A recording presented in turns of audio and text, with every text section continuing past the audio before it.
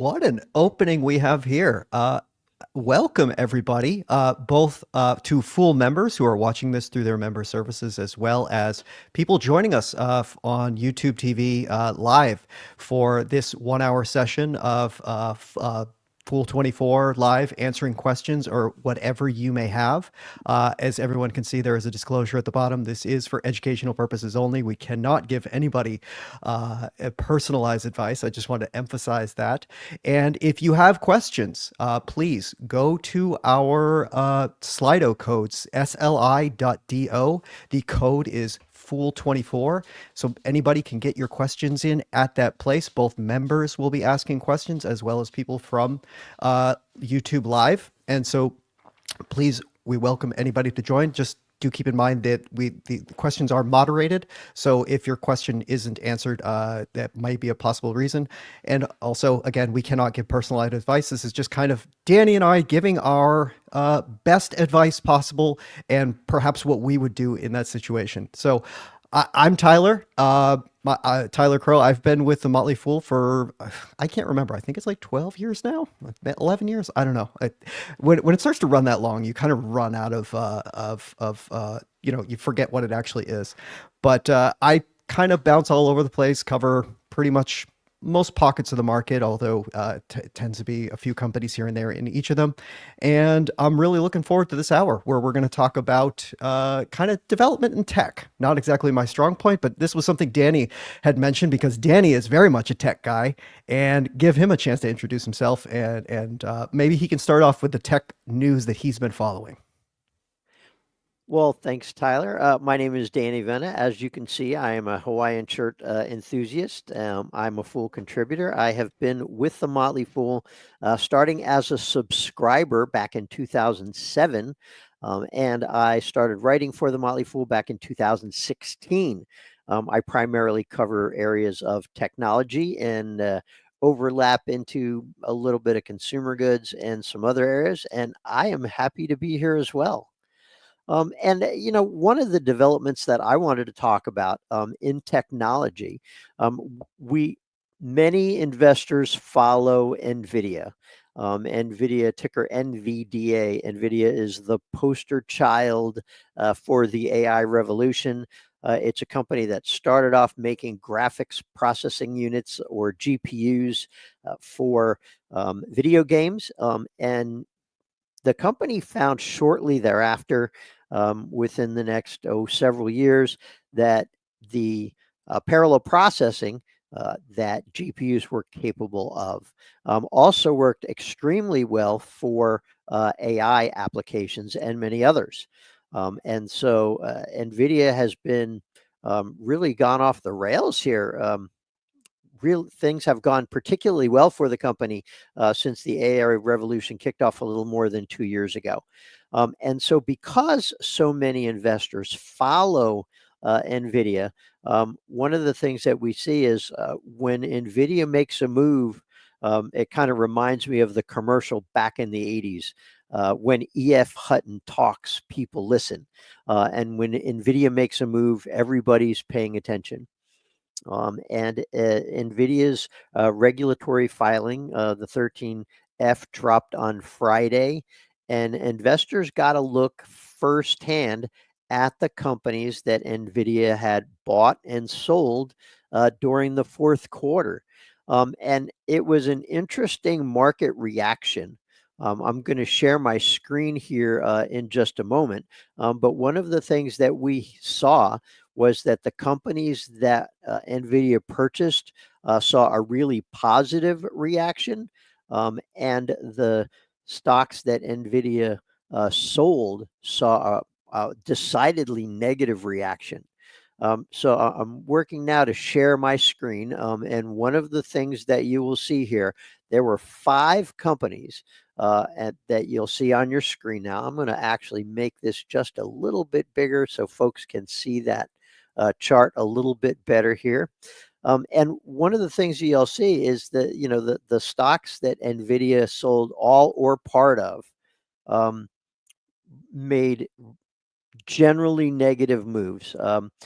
The first company that I'll talk about is ARM Holdings. Now, ARM Holdings does the architecture for a lot of the AI chips that Nvidia uses.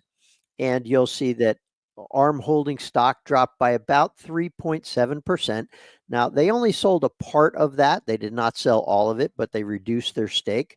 But then the three stocks that you see below that, NanoX Imaging, which does AI applications for helping read medical charts, medical images, was down about 11%.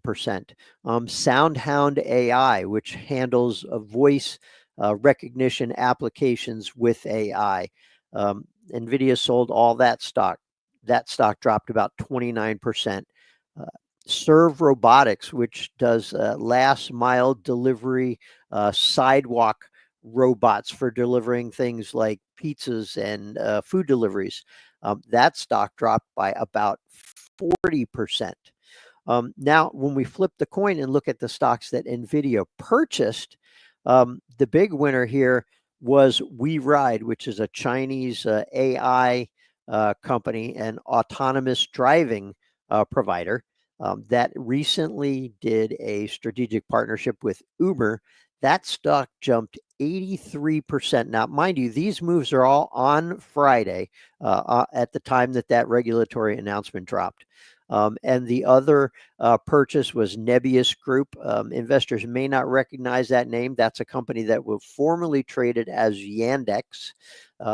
And that company was a Russian internet provider. They have since divested all of their Russian operations and they are now a Dutch company and primarily focused on AI and cloud. And that stock went up about 8%. So you can see from that chart that there was quite a big market reaction to the fact that Nvidia purchased some of those companies and sold others. So it was pretty interesting to see that big market move for all of those companies. Tyler?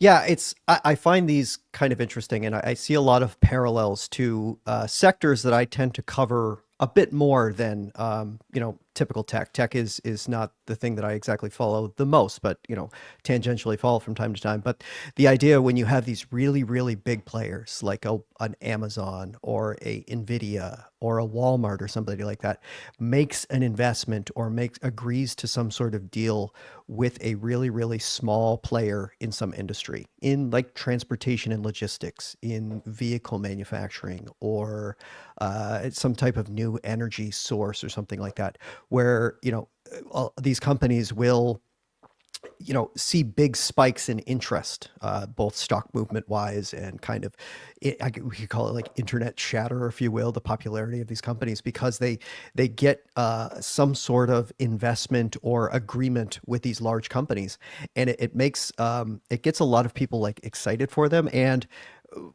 at the same time, I look at these and many times it's very, very small. It's, it's pennies for these gigantic companies. And they typically will impact like some big cost center, or I guess in Nvidia's case, this is kind of like future demand centers for their chips. And the idea being is like, well, we don't know if one of these like, novel new ideas is going to hit or not. And so we'll take a flyer on one of these things, because typically I know you didn't mention the total investment in some of these things, but I have to imagine it wasn't, hundreds of millions of dollars or billions of dollars in the investments in these sort of things. And so for Nvidia, these are kind of like we'll throw a bunch of spaghetti at the wall and see what sticks. And if something does well, we'll kind of stick around, but it may not necessarily be in the portfolio for too long. And I think it's a common mistake that a lot of investors will make, is like, just because a very large backer makes some sort of small investment or makes some sort of memorandum of understanding or agreement, it's not necessarily a ringing endorsement that this company is, destined to deceive, succeed or something like that. It can just kind of be like yeah, this company's going to give it a shot and see what happens, and they're willing to give it a try. But it doesn't necessarily, mean we're going to be seeing all of these companies make it to become like monster multi-billion-dollar companies. So I think as investors are evaluating these kind of businesses, don't immediately see these big investments from companies like Nvidia, Amazon as like an absolute conviction that these, Nvidia analyzed every company in this space and decided we have to be involved with this one. It's probably more like, yeah, we're going to get involved with a lot of them, and if somebody hits, then good for us. Yeah, I agree with all that, Tyler. And you're right. I didn't mention those. And just a quick rundown of the four stocks that Nvidia sold all or some of. The largest position was ARM Holdings, and the company owned at the end of the third quarter. The position in ARM was worth about 280 million. Serve Robotics was about 30 million. SoundHound AI was about 8 million. And Nano X Technologies was about 362,000. So yeah, no billion-dollar investments there. So And what was interesting, for a multi-trillion-dollar companies, I think an $8 million investment's like the equivalent to their copy paper budget for a year. I think you're right. And we've got a question here that actually ties into what I was going to discuss next. This came from Vihan a couple of minutes ago and said, Nvidia exiting SoundHound and Serve Robotics, they appear to be better valuations now with Nvidia's sell-off, pre-revenue volatile ride intriguing. Would you consider? And I actually wanted to talk just a minute about why I believe that Nvidia sold some of these stocks. Now, to be honest, I don't have any inside information. I haven't had any discussions with Nvidia CEO Jensen Huang. So, take this for what it's worth, and this is all supposition on my part.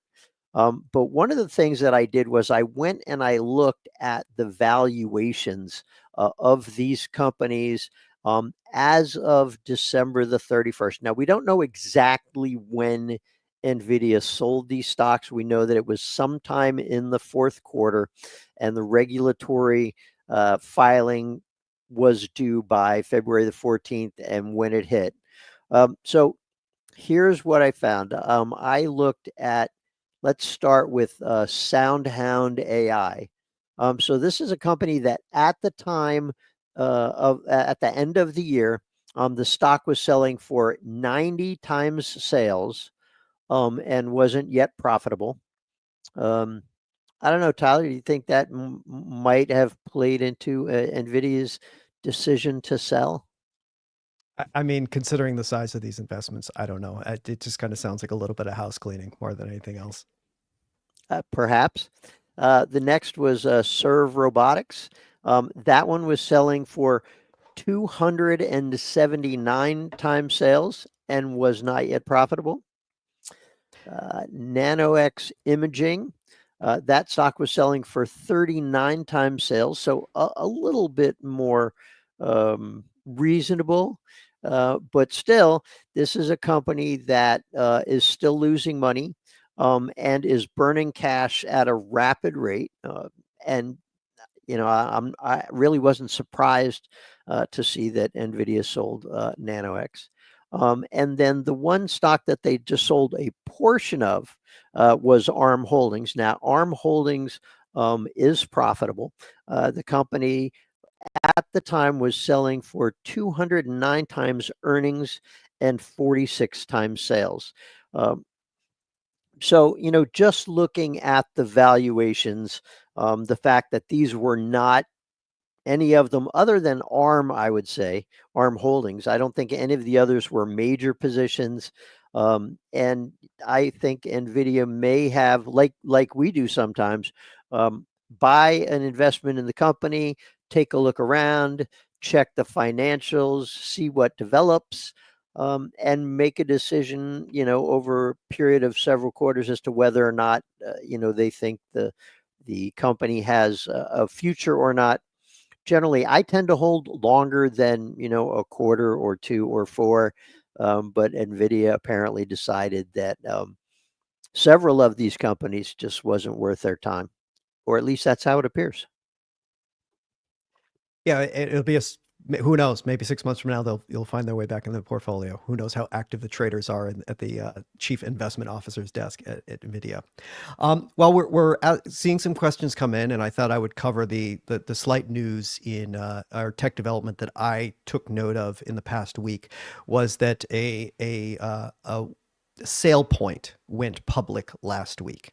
SailPoint is an identity and governance security software business, mostly software as a service at this point, kind of a competitor to the companies like Okta, as well as like Oracle, IBM, basically anybody who's doing some sort of like security based entry identity and govern who gets access to what in your business at any given moment, one of those kind of businesses. Again, I'm not this is certainly a business that from like an analyst standpoint, it's not really one that I can kind of independently analyze like the effectiveness or the usefulness of the product. But I will note, as doing a little bit of homework on it earlier, is that the IT research firm Gartner kind of qualified SailPoint's service as a service software as a service cloud version of its software was in what's called like the Gartner Magic Quadrant, which is basically like has the technical capabilities, has the scale to handle large clients and things like that, and is one of the and from customer reviews seems to be one of the better reviewed safety and security and governance related software platforms. So they went public this week at just a mild $13 billion. Just a tiny little thing here on the market. This is interestingly, this is a company that was public from 2017 to 2022, but then private equity company Thoma Bravo had acquired it in 2022, and it was kind of a acquisition right in during like SPAC booms and things like that. So it was a lot of money sloshing around looking for big deals, especially on the private equity side. And then also, SailPoint was looking to make that transition from perpetual based licenses to the software as a service model, and so bringing it back in house from 2022 until today, according to management at least, was one of the big reasons why they thought it would do it. It helped them facilitate that change and fund it.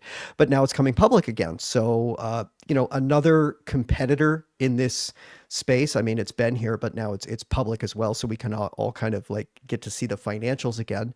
And the couple things that really stood out to me, and this could actually, it's going to parlay into one of the questions that we already had so far, is this is a company that's been around, founded in about 2005. Like I said, it went public for the first time in 2017. So this is not a company that was founded a couple of years ago. One of the things that I saw of note is that it is very, very high gross margins, like 78, 80%, very typical of software. But you start looking at things like overhead, sales, general and admin expenses, as well as R&D expenses, which we'll call together overhead costs. The thought being is if you grow software businesses very quickly, they will scale into these overhead costs because overhead costs are supposed to be more fixed. And that just hasn't necessarily been the case with SailPoint. I think over the past, since basically over the past, I think 2021, 2020, their revenue has grown almost double, but its overhead costs have actually outpaced that. And again, this is something that seems to be a recurring trend when you look across a lot of the space. So I am intimately curious as to, with SailPoint, when that inflection point comes, like how much do your sales need to grow that you can actually outpace your overhead costs? And they haven't gotten there yet, but we'll see. And that parlays into a question from Randall Poole, who asked 15 minutes ago. This is a first Slido attempt. Kind of sounds like radio. Hey, first long time listener, first time caller. But the question is: any conviction on the ticker APPN, which is Appian Corporation? And when I started to look into this business, again, I'm not as intimately familiar with every single component of the business. This is the thing that really stuck out to me, was the fact that, this is a business that has been public since 2017, which means, we can look at financial data that's going back all the way to 2015. This is a business, again, where its overhead costs have been basically growing faster than their revenue.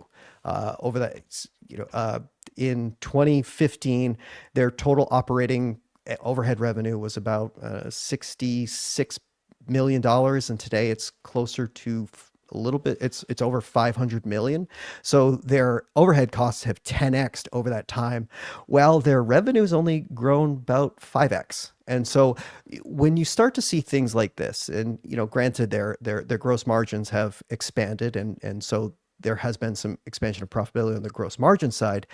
But I wonder, with businesses like this, where is the inflection point? When can the higher expenses that come with running software, associated with high commissions for your sales teams, stock-based compensation, very, very high R&D costs relative to revenue, especially for a lot of these SaaS, perpetually updated sort of businesses, when can those costs start to moderate to a point where we start to achieve bottom line profitability? Appian has not gotten there yet, and so for me personally, I can't. I would like to, for a business like Appian, I would like to see that inflection point come before I would have like a lot of conviction that this thing is going to do much better. Obviously, this was a business where I went public in 2017. During 2020, the stock absolutely exploded, but since then has retreated quite a bit. And I think that's a large part of it. We're now, I'm looking at 10 years of financials, and I don't see the material improvements that's going to lead to bottom line profitability emerging yet. And so, and until that happens, I think I'll be willing to change my mind, but I can't say I have a whole lot of conviction in it today. And but again, that's my personal decision. I can't, if there's other people with recommendations in the Motley Fool universe or anything like that, I don't want to be contradictory of that, but these are my personal thoughts. Again, Danny and I are contributors to the Motley Fool, which means we're not necessarily tied to analyst recommendations for some of our premium services. And it's always good to have a diverse array of opinions on things to help you develop your thesis. Yeah, one of the things I wanted to mention about Appian, this is a company that I have covered on and off for several years. And for those who may not be familiar with the company, Appian is a low-code specialist. What they do is they help developers write code. They have drag and drop sort of menus where you can quickly help write applications, software applications. And one of the things that has happened is, back when Appian first came out, there was a shortage of code writers. And so by using their applications, which helped developers write code more efficiently, this was really a game changer at the time. But what has happened is over the past several years, with the emergence of generative AI, which can actually really speed up the process of code writing, that's put Appian basically on their back foot. And what they're trying to do is they're trying to pivot the company. They're adopting AI. They're adding AI to their list of their suite of applications. And I think one of the issues that we're seeing now is there's a little bit of disruption happening there.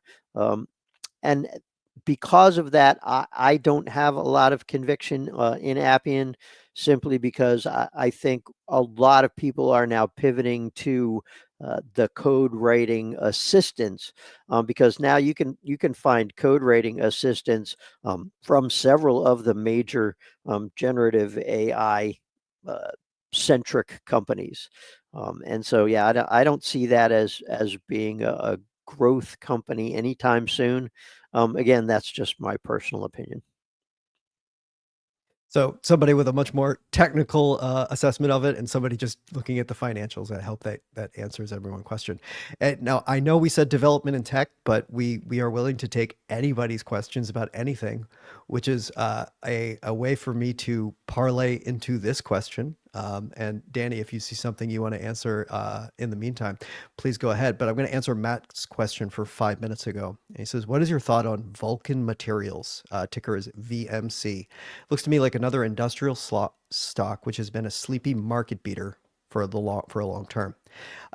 It has been a sleepy market beater for most of its life, with perhaps the past 10 to 15 years notwithstanding, because obviously the past 10, 15 years have been one of the probably best runs in one of the better runs in S&P 500 returns in a long time. And Vulcan Materials has more or less paced it over the past 10 years.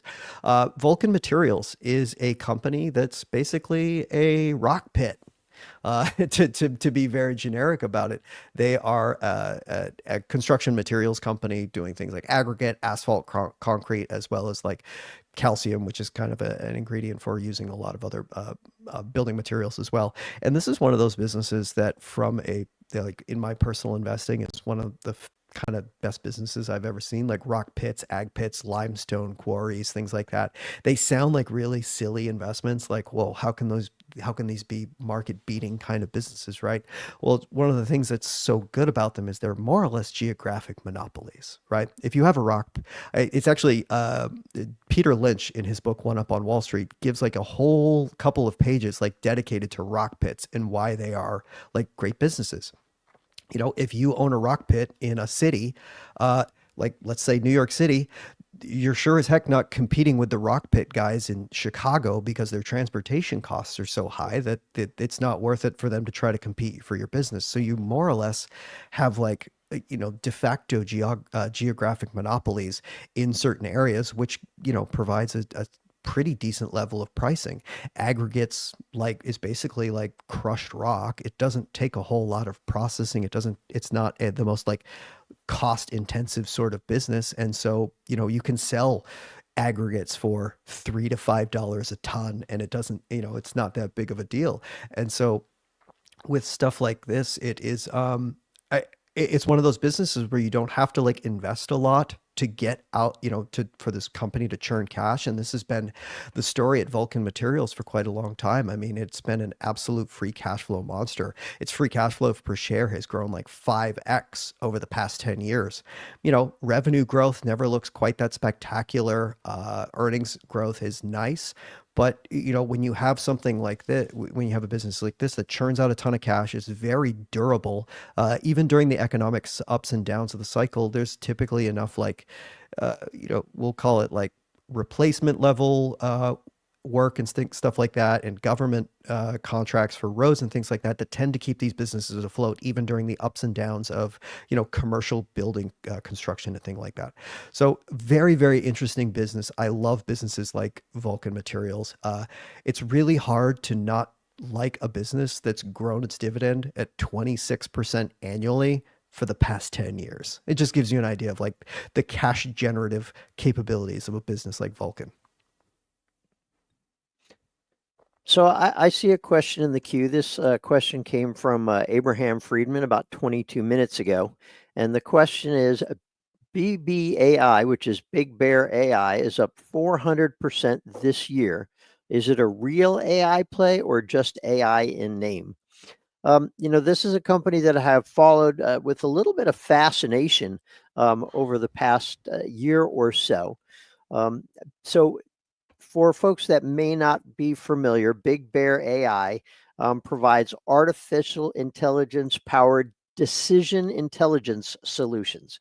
So basically, it provides software that helps you make decisions based on data. Now, the company not only does supply chain management and digital identity and biometrics, it also does national security implications. And so I have gone and looked at the most recent results. Now, the company did win a 5-year contract with the U.S. Army for $165 million last quarter. But just looking at their overall financial results, revenue was up about 22% to $41 million. So this is a very small AI play. They still had a net loss of more than $12 million. So, when I look at the results, I don't see what all the excitement is about. Now, I did see a headline. Essentially, the current CEO is replacing the former CEO. So there was some excitement about the incoming CEO and this contract win. But honestly, this is a very small player, and they are still competing with companies in the defense space like Palantir, who is a much bigger player in the defense space when it comes to AI. So I would say they must have some real AI solutions. Otherwise, they would not have won, a sizable contract for $165 million with the U.S. Army. But keep in mind, $165 million for the Army is basically the change that they would find in the couch. So, not a lot of money for the U.S. Army. So I wouldn't say it's just AI in name, but I would say that it is an extremely speculative and somewhat risky play. And the fact that the stock is up, I just went and looked at the chart, 290% over the past year on $41 million worth of income, 22% revenue growth, and unprofitable. I personally don't see it. On the Army contract, this is actually an interesting topic because of looking at some other defense contractors, and this was something that came up a couple of years ago. I'm not 100% certain how much this still applies, but I'm pretty sure that new contracts are going to follow this sort of guidance. But I remember a couple of years ago, there was a big draft memo from basically the DoD Budget's office looking at some of their contracting, and the idea was behind it was that they started to make an assessment of the defense industry and found that there was so much consolidation. They were actually a little bit worried about, preparedness, competitiveness on pricing and things like that. And, having a little too much exposure to a small set of contractors such that if something were to go wrong at one, it could be like a strategic issue related to the DoD. And one of the things that the DoD actively did as a result of this is they, in their contracting process, try to, we'll call it like spread the love a little bit more around contractors to, get other people involved in the industry, as well as trying to make a little bit more of a healthy pricing and more competitive ecosystem. So instead of maybe only one or two companies competing on bids for contracts, you get 5 or 6 and make a much more competitive environment. I think companies like, like you said, this contract that BigBear.ai got, this very much sounds to me in that vein of diversity of contracts, trying to find other competitors. You mentioned Palantir, but there's this cadre of IT specialists that have worked with various parts of defense and intelligence, things like that. Booz Allen Hamilton comes to mind, as well as I think it's CACI, a couple of like the big IT spenders. Companies like this, in addition to Palantir and some others, they have been the dominant players in this business. And so seeing things like this it reminds me a lot of that specific memo talking about companies trying to get more companies involved in defense contracting. Fair enough. I do see one other question here that I actually just identified. So this is a question that is from Vihan that came up about 12 minutes ago. And the question is this, Danny, you took a position in Palantir when it was pre-revenue 2 years ago. See where it is today, anticipating volatility. Should we look closely at pre-revenue companies discussed? I wanted to clear up what might be perhaps just a typo or a misspeak here. Actually, 2 years ago, Palantir was not pre-revenue. Palantir has been around for about 2 decades and has been generating revenue the entire time. Now, a couple of years ago, it was not yet profitable, and I think perhaps that's what Vihan may have been referring to.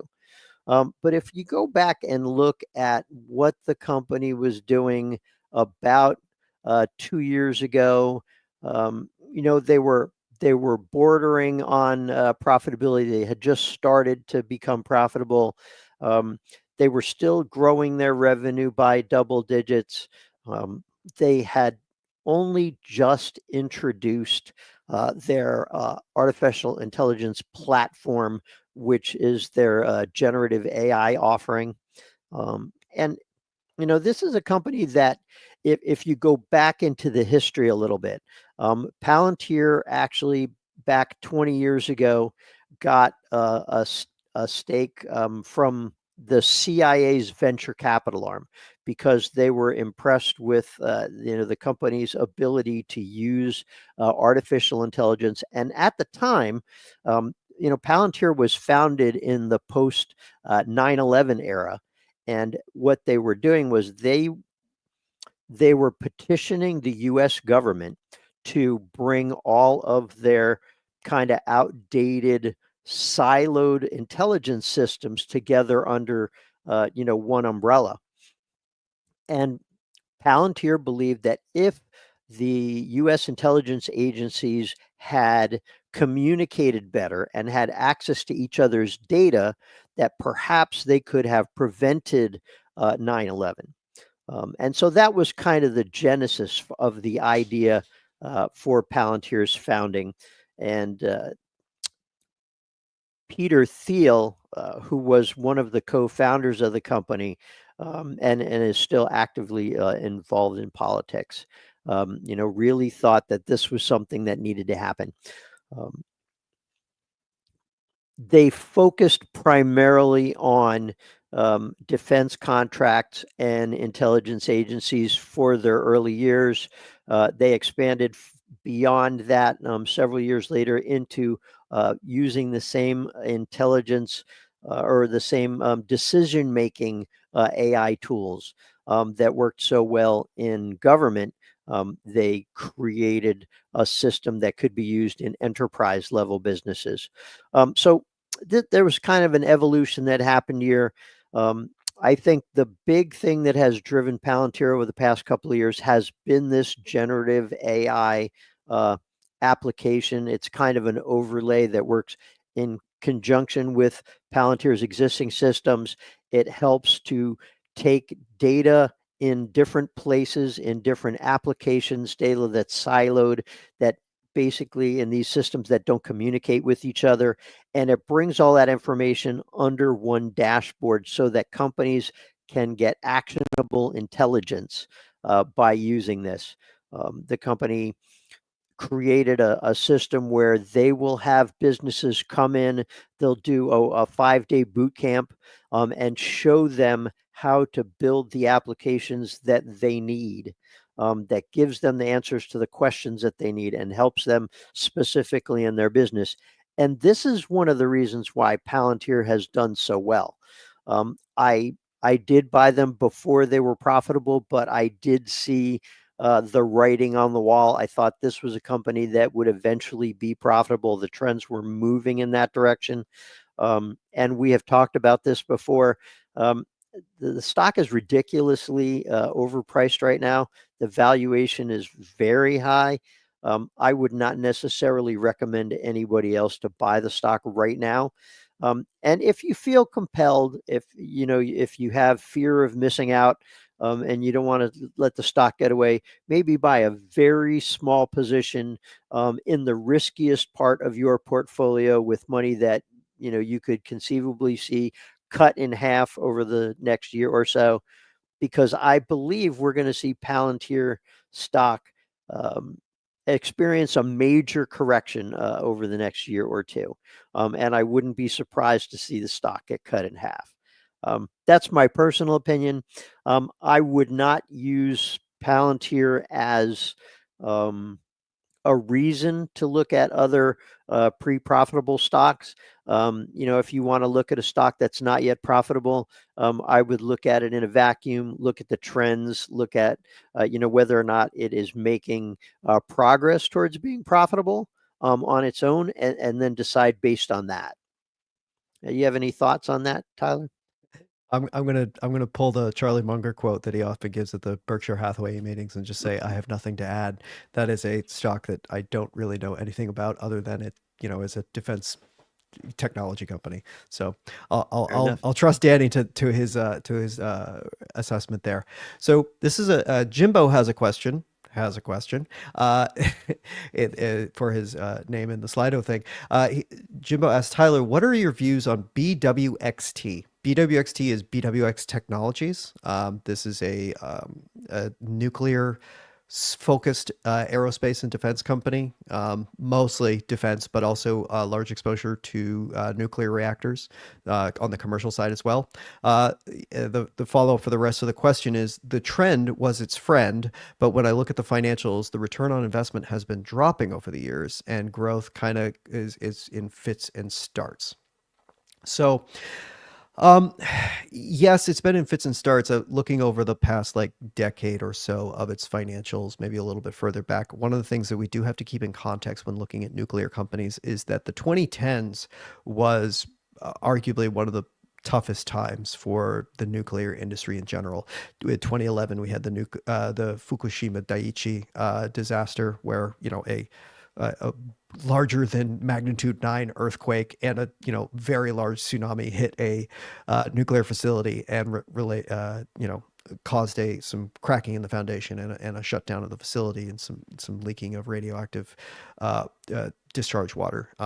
All in all, the disaster itself was relatively mild, all things considered, but still put the kind of the fear of nuclear winter again in everybody's minds. You saw Japan shut down all of its nuclear reactors. A lot of European countries accelerated the decommissioning of their nuclear reactors. We even saw it in the United States as well. And so this was a long-term trend for much of the 2010s, where much of the Western world was, and Japan and I'll say like OECD nations were starting to see a decline in nuclear use, with the one exception in terms of growth was like China was a considerable builder of nuclear reactors, but not necessarily when it comes to outside of like OECD nations.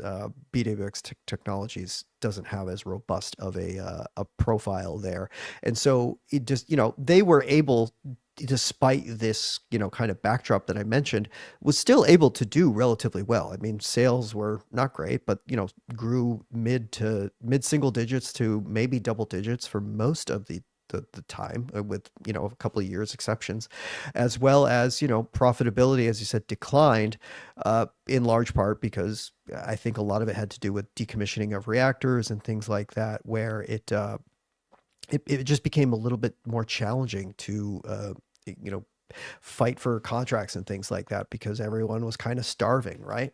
And so it's part of the decline in return on investment, I think, can be a little bit a component of that. If you've built up your business for a long time and you're trying to compete that much harder for contracts and things like that, and there hasn't been a lot of deployment on the military nuclear side as well. So all of these things are kind of have been for many, many years, the backdrop for the nuclear industry. It wasn't until like basically AI discussions started to happen again, where we looked around and said, oh my goodness, how are we going to deal with all of this growth in electricity demand. Again, something that we haven't experienced in the United States for a really, really long time.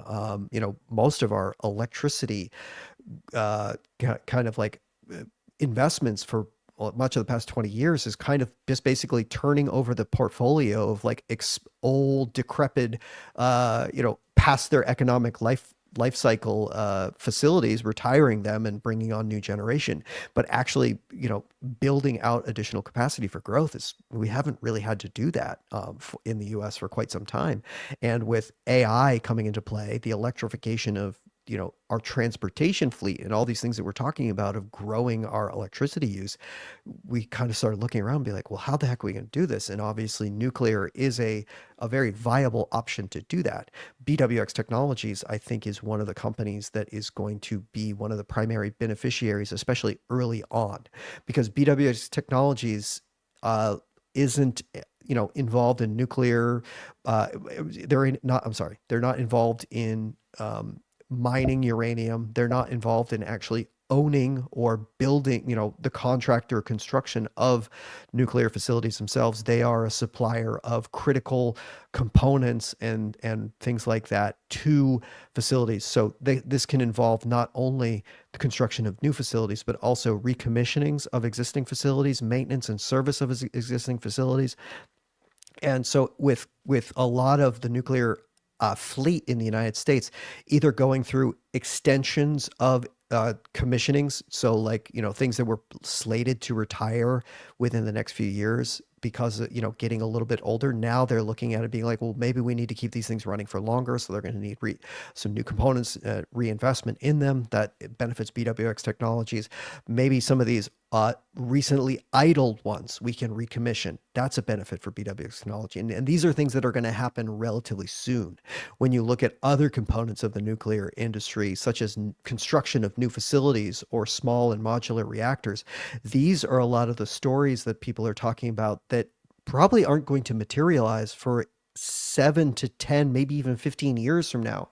And so if you're looking for investments that are tied to nuclear, I think these, suppliers of components and things like that, BWX Technologies is one of, I think, the earlier beneficiaries of it. Now, as you mentioned, return on investment have been declining, but I think as it starts to, sign some of these recommissioning contracts, starts to even start signing deals for new facilities, both here and abroad, we could see a pickup because the asset base is there. They've been making some strategic investments, probably in companies that are more financially distressed than themselves. I know they recently bought L3Harris's, I think it's like advanced projectiles. It's basically taking depleting uranium and turning it into tank shells, which is a part of its business as well. So there's a lot of options for it in this industry, and something that could be interesting in the years to come.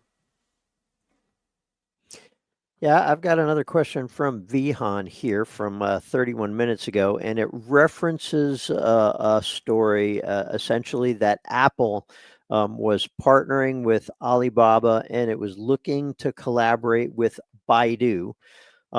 So Apple ticker AAPL, Alibaba ticker BABA, and Baidu ticker BIDU. And essentially the story here is that Apple is trying to collaborate with two of the biggest companies in China. Alibaba is a cloud provider and also an e-commerce company that has lately focused quite a bit on AI. And Baidu is the largest search provider in China, also has been focusing on cloud computing and AI. And the question is, if you don't own any of them, which one would you? I actually am an owner of Apple, and I kind of see this as a strategic play by Apple, in that this way it will not have to reinvent the wheel. By partnering with these providers in China, it will offer these generative AI applications from these already recognized companies on its devices. And you'll note that, when Apple began offering Apple Intelligence to customers in the United States, it also gave them the option of using Chat GPT on their devices if they so desired. I think this is just a strategic play by Apple, and I think Apple is the one that has the most to gain from this by using these existing generative AI applications, these chat bots that are already well established in China. Apple doesn't have to come up with its own. It can offer them on its devices, and potentially, this will just be one more reason for customers in China to have an iPhone. So I think that Apple is probably the biggest potential beneficiary of this collaboration. I don't see it being much of a needle mover for either Alibaba or Baidu. My 2 cents. Yeah. So sorry, Jimbo actually kind of had a follow up on my BWX technology thing, asking like they've been investing as nuclear comes back and it's reduced its return on investment. This is typically what happens as you're scaling up to make into like long-tailed sort of projects. You build up your capital.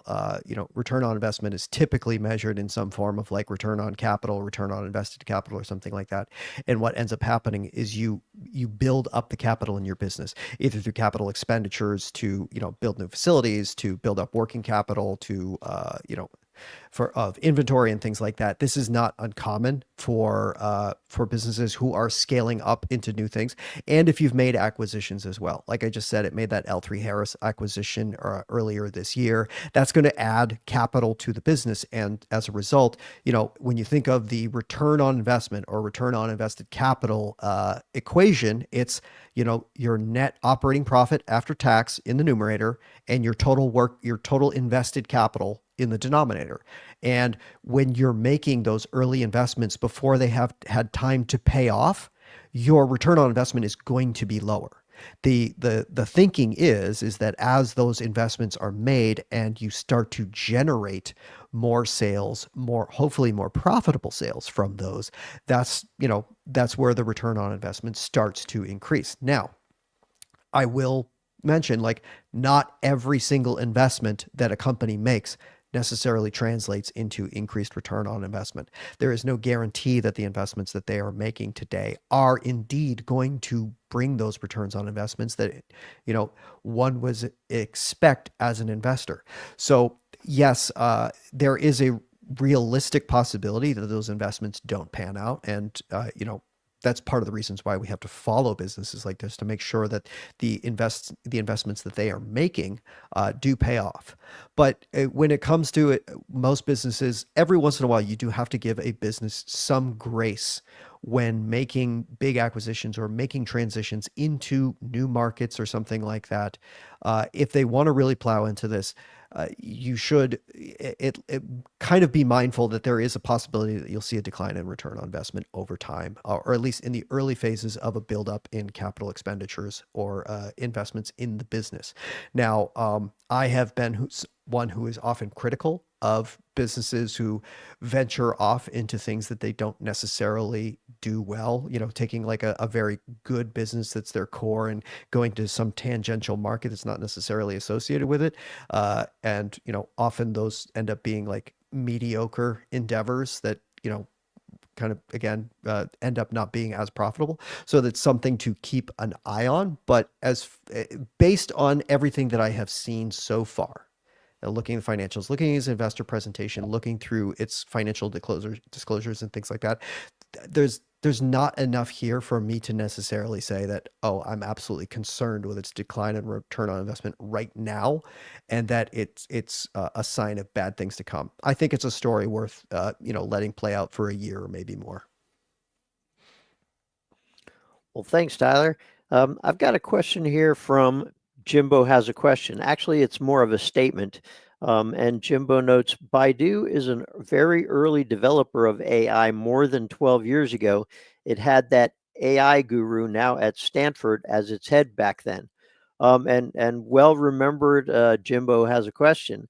The person that he's referring to is Andrew Ng, last name spelled NG. And Andrew Ng is widely recognized as one of the, forerunners of AI. He was one of the original creators of the Google Brain back, I want to say, 2012. He's been called the godfather of artificial intelligence. He was the former chief scientist at Baidu, and he helped basically set up the company's artificial intelligence unit. Now, since then, he is the founder of deeplearning.ai, an AI focused company. He's executive chairman of Landing AI. He's a general partner at the AI Fund. He co founded Coursera, which is an educational platform. And he is still and has long been an adjunct professor at Stanford University's computer science department. This guy, I mean, if it comes to expertise in AI, this guy actually wrote the book. He was a pioneer in machine learning, going back, he's written over 200 research papers on the subject. Now, how this applies to Baidu, though, this was a company that they had the AI guru. He had one of the pioneers of AI working for them. They developed these AI tools. Unfortunately, they have not been able to capitalize on all that expertise. They've got a lot of AI integrated into their search. They have a lot of AI integrated into the other areas of their business. But still, the vast majority of Baidu's revenue comes from the digital advertising that it gets from its search platform. And so, I have followed Baidu and actually owned the stock for more than a decade. And it's been a little bit of a disappointment. Perhaps they might be able to turn that around at some point. But yeah, sometimes even having all that expertise isn't quite enough.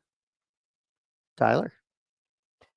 Um, I I'm gonna Charlie Munger this one. I have nothing to add. I can't say that I have followed Baidu, Apple, or I have followed Apple. I have owned Apple for a while.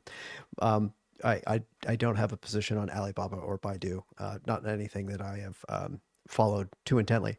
So, Danny, we are a couple minutes before we end our hour together. I'm sticking on for one more hour with Toby Bordelin coming on in the next hour. So, with the last couple minutes remaining, is there any other questions that you see that you want to hit before you get out? Certainly, with Toby and I coming up next, we might not be as adept at hitting some of the technology questions. I think that the most tech-centric question / comment that I see also comes from Jimbo has a question, and he says, regarding Palantir, DoD contractors are numerous. Palantir agitating for more efficient and innovative DoD process. Do you believe that they have the political backing now? I certainly think it's a possibility with the political environment being what it is, and with there being a lot of focus on developing AI in the infrastructure of the United States government and defense contractors. I think Palantir has been doing all the things that it needs to be doing. I know that in its most recent quarter, while its artificial intelligence platform was the biggest driver, the company also did a pretty respectable business on the government and defense side of the house. So again, I'm a big believer in Palantir. I'm a big believer in what the company is doing.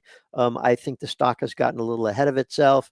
But I think this is one that if you own it right now, look for the big drops to happen. Watch for the volatility. But I think this is a company that could do well over the course of the next decade. I think the only thing I'll add to that is I think it really depends, right? Like, because it depends on what part of the defense and DoD that we're talking about. If we're talking about IT and kind of the communications devices and a lot of the we'll call it like the internet infrastructure and kind of the communications infrastructure, I think we could definitely say that that is one of the areas where there will probably be some stepwise functions in efficiency and things like that because more competitors can enter this space a little bit more easy because I don't want to be flippant of Palantir and other companies in this space, but being able to create one of these businesses is and starting from scratch, there's tons of people that are doing these types of things in the background in test labs in universities and things like that. And I could see a more competitive space for these sort of investments and the contracts. Going back to my comments earlier on like DoD contracting, trying to spread the love around a little bit more should make it more efficient, just from the simple fact that there'll be more competitive pricing when it comes to a lot of these things. And from what we've seen, at least some of these some of the things we've been talking about with AI outside of the DoD space is kind of this. I don't want to. Commoditization is such a nasty word, but it's coming down the cost curve fast. And if it comes down the cost curve, then the pricing of it should change. On the other side of the defense contract, the metal benders of the world, because we can change our communication infrastructure, our intelligence gathering on that side. Obviously efficiency there's a lot fewer players when it comes to building F-35s and fighter jets and things like that, and the metal benders, the technology kind of avionic into spaces like this. There are much fewer competitors, and it'll be a little bit harder spinning up the new businesses that can meet the demand for the military in those particular places. So I think efficiency will be a little bit harder. And with that, I think that brings us to the end of our hour, Danny. I get to have a fun conversation about tech, Baidu, Palantir, and then a couple of weird companies that people ask me questions about. So it's been a good hour. Thanks, Danny, for that. And we should have Toby coming on for the next hour. Danny, any last words on the way out? No, it was a pleasure to be here. And Fools, I will leave you in the very capable hands of Tyler and Toby. Have a great hour, guys. Fool on. All right. Thanks, Danny. Toby, we are on to something completely different. Yeah. Because for this hour, we want to talk about, well, I mean, we'll talk about anything, but this is no drama stocks. For those of you who are joining us on YouTube TV, welcome. This is Fool24, where we take questions from anywhere, really, and try to answer your questions about investing, about stocks, and maybe of a few other things just outside of that realm. But if you have questions, as you can see on the banner at the bottom, go to sli.do with the code Fool24 to get in your questions there. If you're on YouTube TV or if you're a member of Motley Fool Services, please go there. Questions welcome. We do have moderators just in case, to try to keep it a little civil, try to keep it a little, without getting too inflammatory, because when Toby and I get after it, sometimes it can be a little tense. And also, please keep in mind, this is for educational purposes only and does not constitute personalized advice in any way. So what we say, please don't take it as advice. We're just trying to share our expertise, our thoughts on things, and don't want to misconstrue that as personalized advice. Toby, how's life in your parts? Good. It's pretty good down here in Reno. The snow, you might be able to see a glimpse of my back patio there. The snow has pretty much melted that we got last weekend, at least down here in town. But life is pretty good. Life is very good here. Yeah, looking forward to being on this hour with everyone. The goal here, I think, Tyler, with the way we phrase this thing, right? No drama stocks. I don't want to call it boring companies, right? Because I think we're kind of, I mean, again, ask us whatever you want, but like what we wanted to kind of at least have an opportunity for people to think about and focus on was those companies that are just getting it done. And it could be an exciting business. It could be not an exciting business, but they're just delivering results consistently without a lot of heartache, without a lot of drama. and maybe to the extent that you kind of get into maintenance mode with it, right? Like, do I care about the earnings report? Sure, but not that much, because I just don't expect to get any surprises here with what I'm doing here. So think along those lines, fools, if you want to ask us those type of questions. What I do want to do, though, Tyler, is I want to maybe violate that right at top with one question I just saw in the chat that I thought was interesting from 4 hours ago. Berlin Simon asked, does the infrastructure exist for charging Teslas? This is probably one of the least, well, this is, if you think talk about a company with no drama, this is not that one. But when it comes to charging infrastructure, at least with my experience here in the US, I would certainly say absolutely. More so than any other electric car company out there. And to the extent, I think, Tyler, that what did we see in the past year?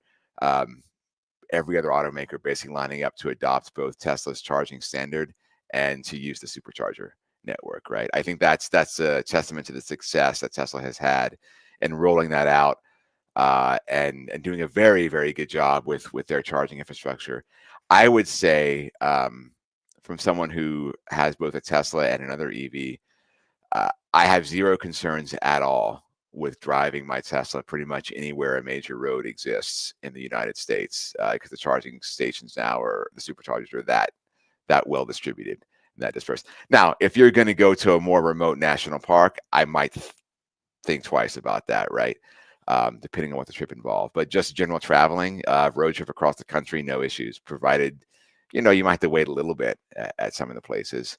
But yeah, they're really good with that. So I think that's my least concern in terms of any concerns I might have about the business or owning a Tesla. So I just wanted to knock that one out real quick. Yeah. Well, we got some producer notes in our ear telling us that the original question was in context of basically like infrastructure existing for Tesla outside of the United States. I think in particular in this case it was for India. Okay. Well, that is a totally different. I can't speak to India directly. However, I will take note of, I do not live in the United States. I currently live in the Republic of Georgia, in the Caucasus Mountains.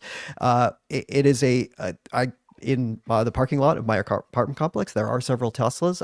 Although Tesla does not have a specified supercharger network installed in country, there are, I guess you would call them, more generic ones. I don't know who actually builds them, who actually is the company behind them. I haven't spent enough time kind of staring at the manufacturer labels on those, but there seems to be adequate charging infrastructure, at least where I am. And so one of the things to think about when it comes to infrastructure, obviously it's going to vary from country to country, income availability, things like that.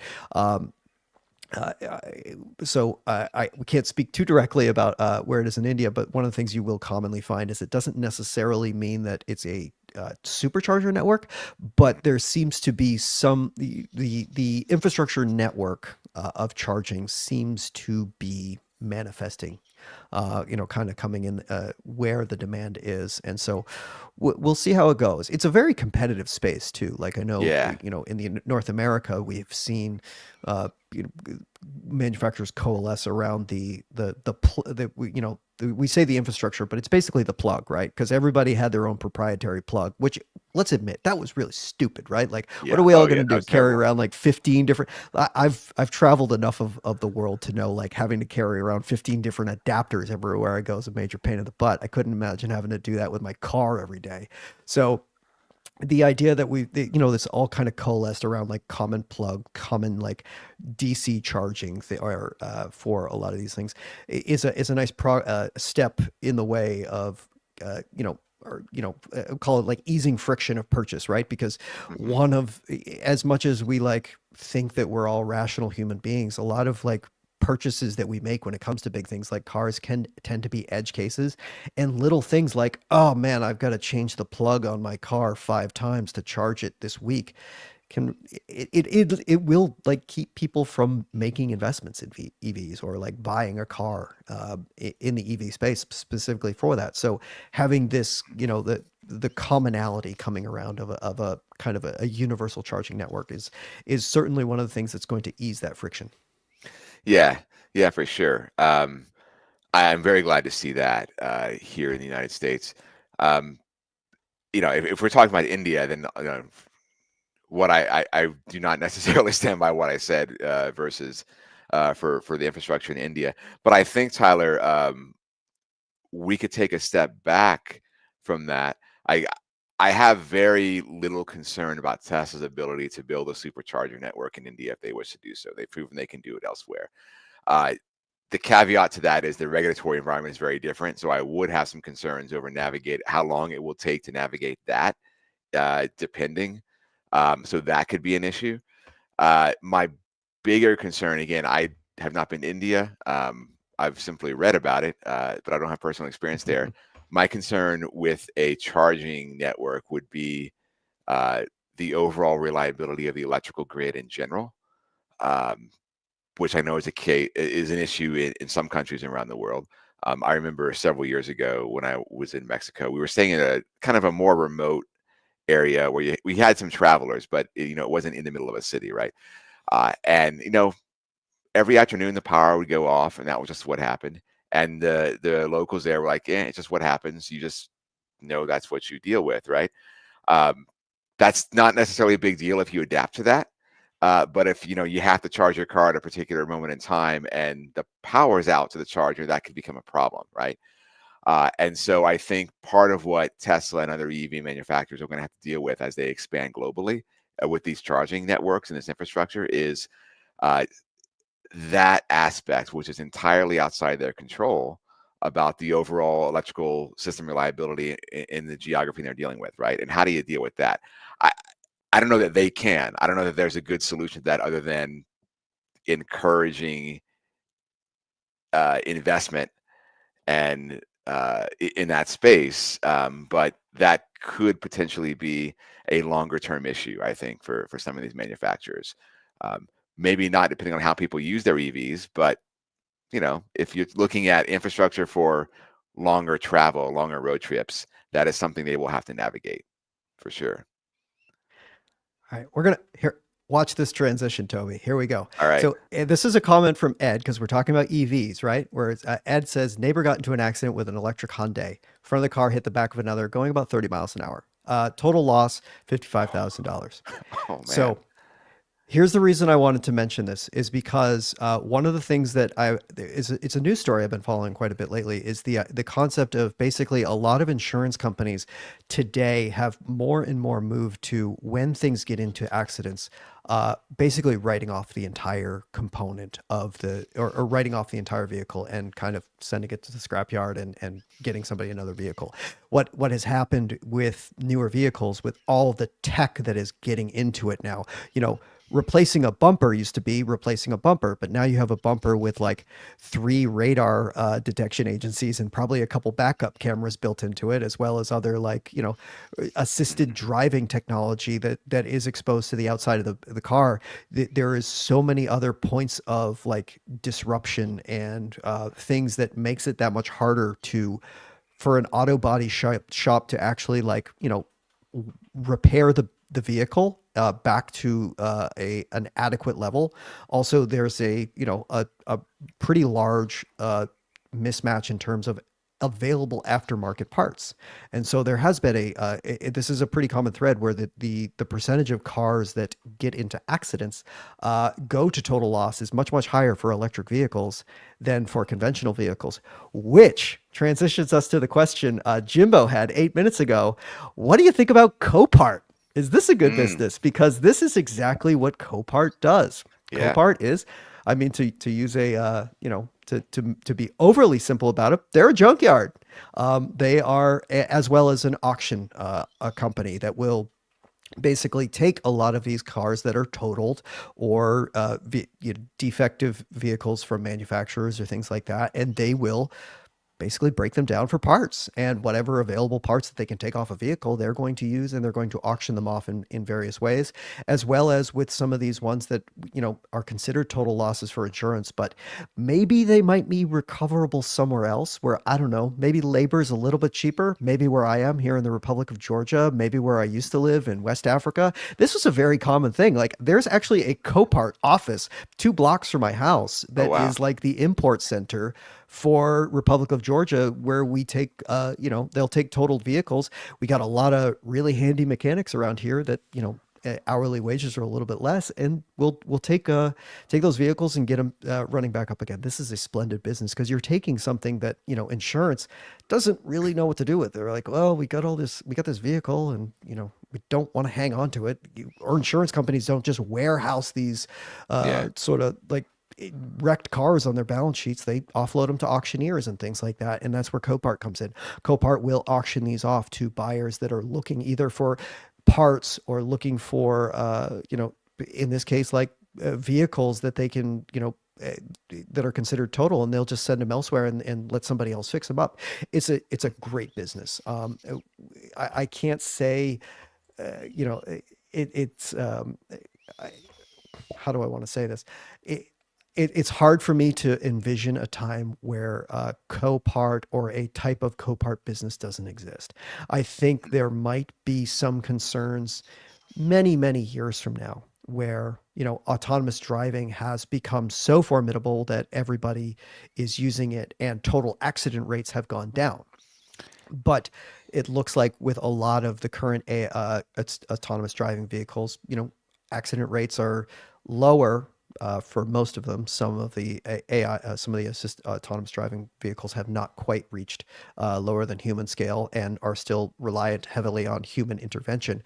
But once you get to like everyone is on like level 5 autonomous driving in that, hyper, futuristic world, maybe the Copart business isn't as robust as it used to be. But as long as people are driving cars and they're crashing them, or you have cars with, manufacturer defects or things like that that makes them unusable, which even in an autonomous driving world, these are still going to exist. I think this is a business that's going to stick around for a long time. And one of those businesses is very like recession resistant, like accidents don't go down in recessions, right? And so a wonderful business. If there was anything I would ever want to critique of it, 41 times earnings for an albeit quality recession resistant business is, it's worth paying a premium, but 41 times earnings is a pretty hefty premium. Certainly one of those businesses where I want to own the business, but when I see a stock price like that, I go, maybe I'll wait a little while. Yeah. And it's interesting that we're seeing even businesses like that don't get as much hype and attention are still sporting premium valuations right now. I think it's going to be a while, like you said, before we get to the point where autonomy brings down the accident rate. That's a goal, right? Like it's not just to reduce fatalities, it's to reduce the cost of non-fatal accidents. But we're still in that interim period where we've added the expense with technology, but it's not delivering the reduction to correspond to that, right? I don't know how long that lasts. As you say, though, I don't think it's going away anytime soon. Just it's got to stink for those insurance premiums, though, right? Like, yeah. Oh man. It's like, well, the accidents rates haven't gone down, but your car price has gone way up. It hurts. The chance of getting totaled is much higher. So yeah, that's certainly an issue. We had an question from Canon Q down here. No drama stocks, railways, rock yards, storage, unit rentals. Railroads I like. They're pretty steady right now. I don't know, like railroads, I don't think I haven't looked specifically into many recently. They don't have a reputation for delivering market beating returns. But generally they just do what they do without a lot of drama, without a lot of issue. The only issue that's come up with these Tylers are labor strikes, labor issues from time to time, though you don't see it that often with these, at least not the ones that grab headlines. And very, very occasionally you get some major drama over potential acquisitions, but that's rare. And I think the last round we had of that may have reinforced to all of the railroad companies that, look, this probably is not going to happen. So don't spend a lot of money trying with these type of things. But yeah, those tend to be just steady as she goes businesses, which are quite nice for them. Rock yards, I don't know too much about. There are a few publicly traded companies out there, right, that do like Oh, you just missed my 10-minute opining on the wonderful Oh, nice. So investment that you is so Rock you've Yards. talked about So this. we Nice. we All talked right. about Vulcan Materials, There you go. other companies Okay. in this space, Yeah. U.S. Lyman Minerals, wonderful, wonderful businesses, and about as no drama as you could get. I did a 10-minute on that in the previous hour. Perhaps we'll be able to get the recording on that Yeah. for other people. I hope the people that are watching now or then are still watching now. So I'll save you doing it again. Nice. I what I all right. This is my I'm going to put on my sports media hot take guy for for a moment, because I want to talk about railways a little All bit. right. You were talking about Nice. consolidation. Obviously, consolidation is not a thing anymore. There's 4 publicly traded companies in North America that are rail, or 5. Sorry, you got Canadian National, Canadian Pacific, Kansas City Southern, Norfolk Southern, Union Pacific, and CSX. That's it. That's all that's left. They've all consolidated. There's no more consolidating. I don't think you could get another merger and acquisition done. I don't care who's in the White House or in Congress at any given moment. You're not going to get any more consolidation in this industry in that end. What has been spectacular, these businesses over the past 15 years or so, or just coming out of the Great Recession, we saw this monumental transformation of these businesses, where they went from these steady eddies, low returns, lots of consolidation, lots of still spending, building out capacity, bankruptcies. I mean, the Pennsylvania Railroad bankruptcy of 1970 was one of the most unexpected and surprising largest bankruptcies in the United States histories.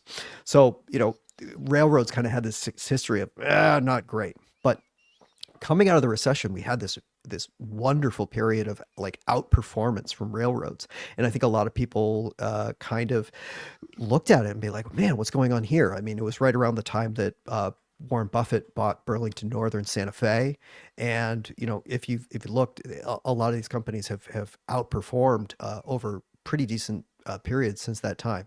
And a large component of what happened over this decade is there was basically, you had returns coming from 3 places. You had, revenue growth, which has more or less been the same for railroads, on an organic basis, not talking about consolidation or anything like that.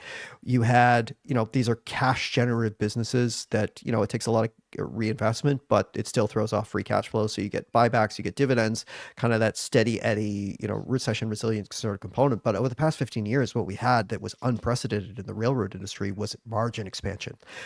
There was a CEO for Canadian National. His name was Hunter Harrison. It was during the mid 2000s. Basically, what he did was he created this new type of operating model called precision scheduled railroading. It was kind of a marvel for the business, because it started to work more on fixed schedules, and if there was, the cargo was, instead of waiting until you had all 100 trailers hooked up and maybe waiting an extra 45 minutes to an hour to get everything hooked up, that train left at this time, and if it was at maybe 75 or 80 trains, they were going to go. And basically what happened is by doing we saw a lot significant operating efficiencies, like dwell times went down, total speed for a train from transit times went way up. And we saw these businesses that went from, we'll call it operating margin of 25% up to 40%. It was an absolute marvel over 15 years. And so the reason we had outperformance was we had growth coming from all 3 of these components. And basically everyone in the industry adopted this over the past 15 years at some time or other. I think Norfolk Southern was the last holdout, and finally shareholders revolted and be like, look at everybody else, why do we still stink? And then finally they did it, and they've made returns of it as a result. Now, here's where I think it gets a little interesting for the no drama, can it still repeat this, is we are now at a time where operating margins are at 40% and they're starting to flatline. And the question is, over the next 15 years, are we going to see another period of margin expansion, or are we just going back to the modest organic growth coupled with dividends and buybacks, which is a decent proposal, but it's not the market beating proposal that we had over the past 15 years. Right. I don't necessarily think that they're going to be able to replicate the operating margin expansion that we saw across the industry. Some of them still have some catching up to do relative to others. And others are starting to realize that in implementing this, they started to see like a degradation in quality of like their rolling stock and things like that, and they're starting to have to make some pretty significant investments. So we're actually seeing a decline. So there's part of me that says this past 15 years was kind of the golden age of railroad outperformance, and I'm a little skeptical to think that it's something that's going to be able to be repeated over the next 15 years. Yeah. And that's kind of where I gravitate to with these. I don't see any major issues upcoming, right? But I don't know that the growth is going to be there. So not to say they're bad, like you said, like you could dividends and buybacks could make a perfectly fine investment, right, for a certain class of investor who wants like, look, just give me my steady cash flow, and I don't want to have to worry too much about it. Maybe this is where you look, right? This could be a compelling industry to look at. But yeah, if you're looking for like a market beating return, it's hard to see it right now with these. What was the other part of that question? We had the railroad. Storage units. There are a couple of those out there. That had a boom time, right, Tyler? And it seemed to have come down. I think it's like the industry. There was some consolidation in the space. That's the whole idea of like, look, you can just buy a storage shed that's not run very efficiently, convert that property, increase your efficiencies, get a lot of bang for your buck there.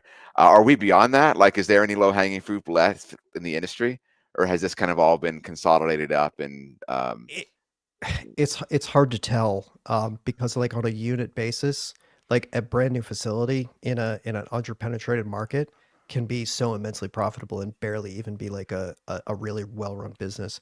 A lot of like storage units can like be break even profitable at like 40% occupancy, and you can't tell me there's another type of like real estate industry out there at like 40 to 50% occupancy that is just isn't hemorrhaging cash and on the brink of bankruptcy. So from an operating standpoint, these things can be very profitable. Yes, there has been a large build out, not only on the publicly traded side, but on the private side as well. Private equity got into it, as well as just like, I don't know, there's like that weird set of like, the social media sphere of people who like were people the chasing storage bros kind of passive income that's not actually passive, right? That sort of thing. And so we saw a large build out, and even with that 40% capacity, like it's starting to get a little bit strained. Obviously, the publicly traded ones tend to be better operators. They have like better cost of capital and things like that. The one thing that you saw too with like all these people clamoring to get into self storage was that the prices that people were paying, or the valuations in terms of real estate, which is often measured in like cap rates, they were low. Lower cap rate means it's more expensive, and so when you start compiling mistakes of like overpaying for something, maybe a little bit too much capacity, it makes the offering not quite as attractive. But in the case of real estate, these things tend to like work out in the wash, right? We'll go through a period of overcapacity. People will stop building them. Occupancy will build up again. And then all of a sudden we'll have to start reinvesting. We can draw the parallel to like real estate investment in the United States. There has been basically like the total square footage of retail space for in real estate has basically been like grown at like 0 to 1% for the past 30 years. And so all those, clamorings of like the retail apocalypse and the dead mall stuff, we kind of had like a pretty good bloodletting in the retail space. And now, you look at some of the retail REITs, they're talking about like lease spreads where it's like, the difference in price between what your current lease is and what the new one is. They're talking like double digits, which for years was not the case in retail. So it's real, it's a cyclical industry, certainly in the self-storage business, but maybe not the most, it isn't the most favorable market for self-storage these days. Yeah. What else we got here? We got a lot of questions that came in just as we started here. I'll hit one. All right, Larryville asked, which is the better no drama stock, Granger or Genuine Parts? which about as no drama as you can get. Granger is a distributor basically of like a whole bunch of like basically tools, parts, anything for a business. You know, co- corporate businesses or and as well as like contractors and things like that. Look, it's hard to describe what Granger won't provide at any given moment for in their business. It was one of those businesses that I think a few years ago everyone was like, "Oh my God, Amazon's going to destroy these guys," and they haven't, because there's a certain like customer service element involved with distributors. If like you're a really large company that needs parts immediately, you can call up your Granger guy and he's going to be there within like a few hours to deliver it to you. No questions asked. No, worries about like that. It's been a wonderful business. Genuine Parts is people might more commonly know them under the brand that they sell auto parts, which is Napa. So Napa Auto Parts is owned by Genuine Parts, but in addition to being an automotive parts retailer, they also do some wholesale and uh, uh, manufacturing of parts as well. So they'll sell to other people actually building the parts. This is a business. It's again very no drama. The one thing I will say, because it sells to sells OEM parts, it manufactures its own stuff. It tends to be a little bit more cyclical. The margins aren't quite as good as like the O'Reilly Auto Parts or the AutoZones of the world, who are just retailers and are probably, if we were to make a Mount Rushmore of retailers out there, it's probably like, you know, Walmart, the home improvement ones, the automotive retailers, and then like the discount stores like TJ Maxx. At least in my opinion, I think you'd find those four types of retail companies in the no drama Hall of Fame. And so with if I were to pick between Granger and Genuine Parts to answer the question directly, I think I would say Granger. I think distributors and businesses like this that are really good at turning over inventory quickly, main basically keeping working capital down, because when you are a distributor, your entire asset base is just like a pile of inventory, and your entire job is to basically turn that inventory over as many times as possible. If you can do that really well, you can generate stellar returns and not have to be burdened with expanding your manufacturing or having to retool a facility because all of these EVs need these new parts that we haven't ever built before, and all the aftermarket parts are not quite there yet. So for that reason alone, I think I'm gonna of those two, I would pick Granger. Cool. Gold from Jimbo. Lately, gold's been talked about more and more. Do you have gold in your portfolio? I don't have gold. Do you have gold, Tyler? Do you I invest in do gold? not. I tend to buy businesses instead of commodity. Yeah, I like that's direct exposure to commodities. Like if I'm going to invest in oil and gas, I'm going to invest in oil and gas companies that profit from it itself than actually like trading commodities futures contracts. And that's kind of what you're doing with gold. Like, yes, you can yeah. physically own some and put it in a safe, but that's not materially different than from owning like gold contracts or things like that, because it is just a commodity based on price. And there is minor industrial uses, but no, it's not productive. If I were to invest in gold, I would probably go towards, there's this small set of specialty finance companies in the gold industry. They're called streamers, that basically like when a gold mine or a silver mine, or more commonly like copper mines, when a copper mine comes online, copper miners have gold. They find gold when they're doing it, and they're like, well, we're not gold miners. What the heck are we going to do with this? And they go in and they'll talk with the streamers, and streamers say, we'll buy all the gold you guys get, whatever. And they will pay an upfront fee to basically help finance the development of this new mine. It's like, look, we'll give you the money now. You give us all the gold that comes out of this mine, and we're going to pay like 50% of the cost of the current spot price for gold for it when it actually comes to market. Because you don't care. You want to mine for copper. This is just like, Yeah. it kind of comes out of the couch cushions for them. And if there's a business in the gold industry that I would want to be involved in, it's the streamers. I know Franco Nevada is one of them, and Wheaton Precious Metals is another one. Sounds like it's kind of in some ways, a type of equity financing that they Yeah, they're a provide, specialty finance right? company. Yeah, they like give you money in exchange for ownership rights and something that comes out Yep. of what's Yep. what's doing there, right? Yeah. Uh, let's see. Ed knows I can the keep problem going with if you're. oh, Okay, go no, ahead. you had one. Well, no, you go. You got one, and there's a couple Yeah, I had directed one. to me. I'll I hit just Ed's afterwards. comment. The problem with junkyard parts is they're expensive. Certain parts, not much savings from new parts. I think it depends on where you are, right? And I think Tyler, to your point, part of what was going on with Copart was they were leveraging the differential in labor costs in Yeah. different geographies. So they I mean, it was more like if something that might have been totaled here was not totaled elsewhere because of you could actually get it back up and running uh, for a cost that would then allow you to sell that into the market, right? Yeah. So there's some of that, but yeah, I mean, it depends on where you are, Ed, too, and what you're There's talking also about. there's a new added funkiness with aftermarket parts these days where when you have a lot of these new vehicles like electric vehicles and stuff coming online, what ends up happening is there's a period where you know there's a discrepancy and like, there's a mismatch in parts, right? Like Mhm. maybe the aftermarket producer hasn't gotten licensing rights to make the part or something like that. Some of the companies are trying to keep that stuff a little bit more in-house to capture service revenue. I think Tesla is a little bit more along Yeah. those lines.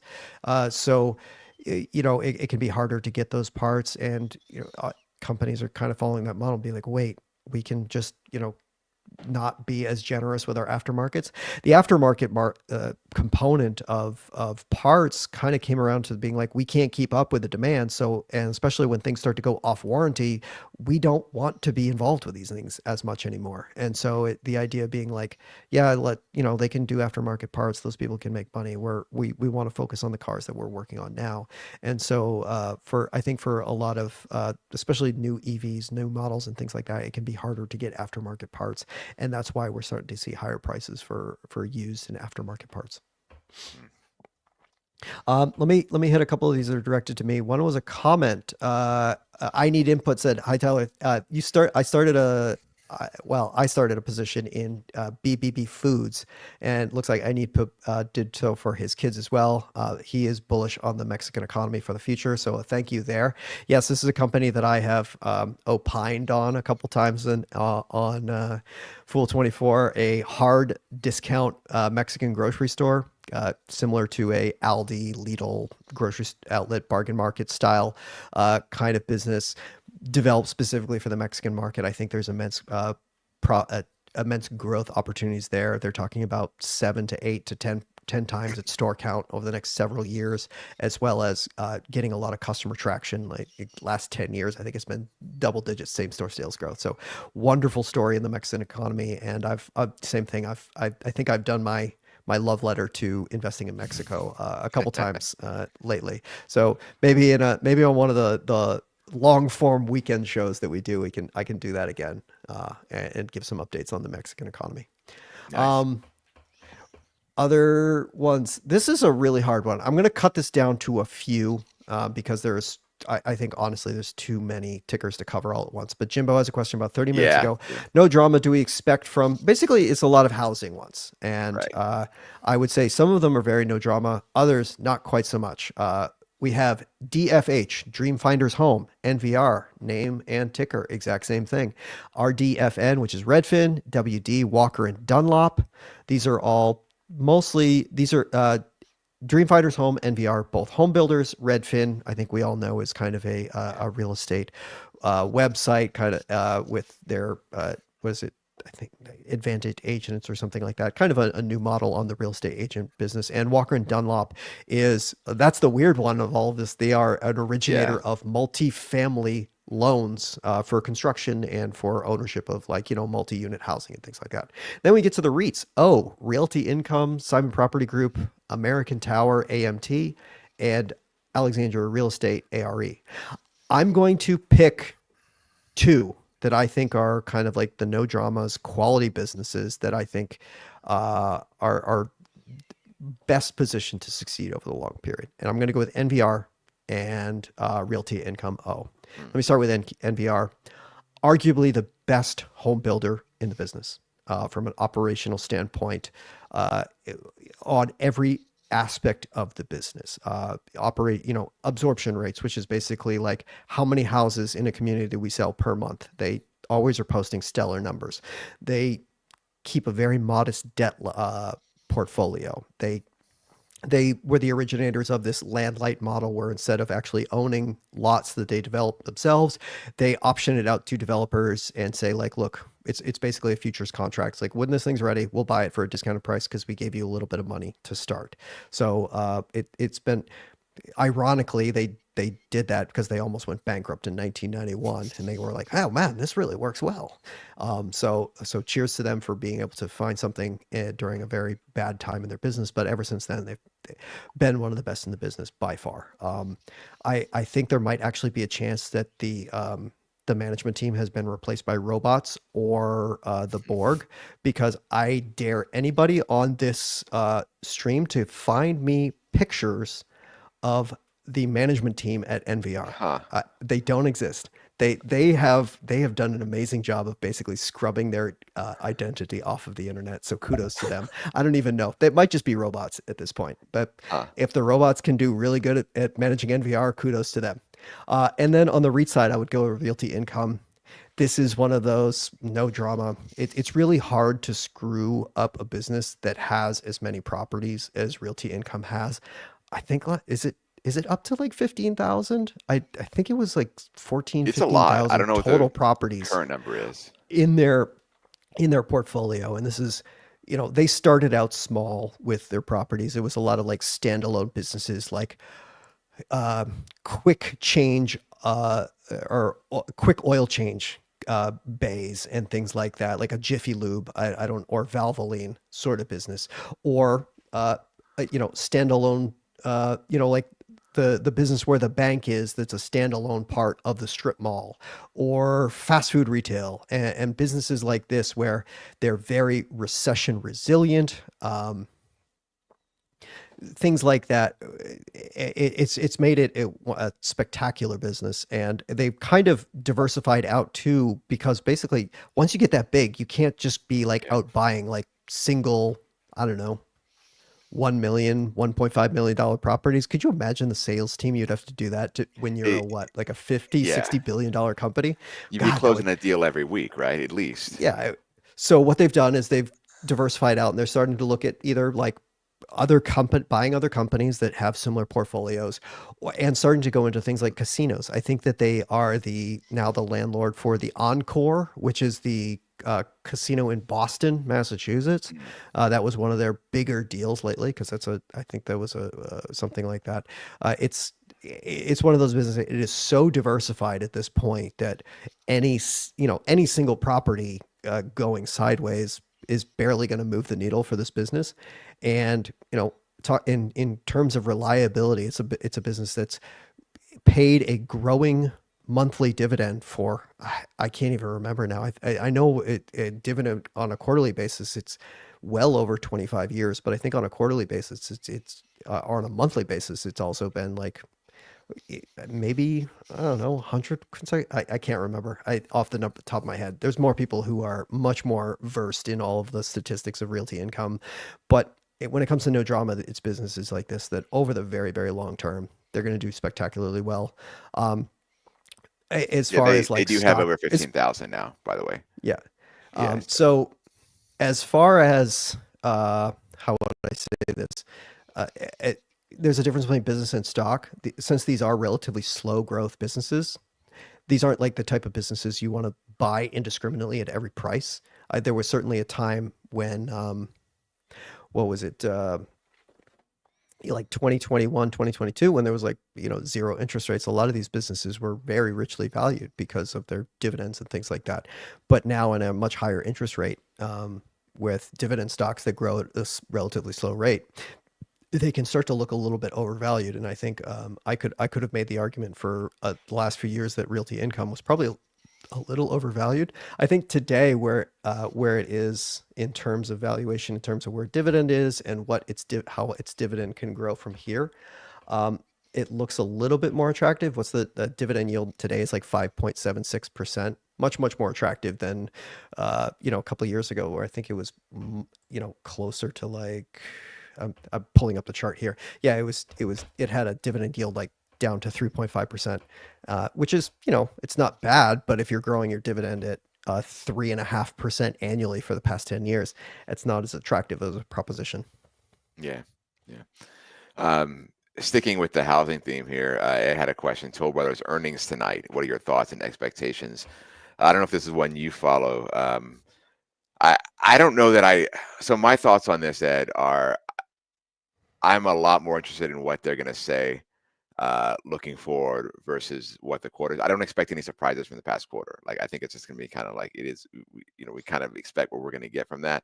But I am curious to see whether they are going to alter plans or expectations for the pipeline going forward. If they say we're accelerating plans or we're pulling back in areas, or if it's just, yeah, what we told you before is just how it's going to continue. No changes.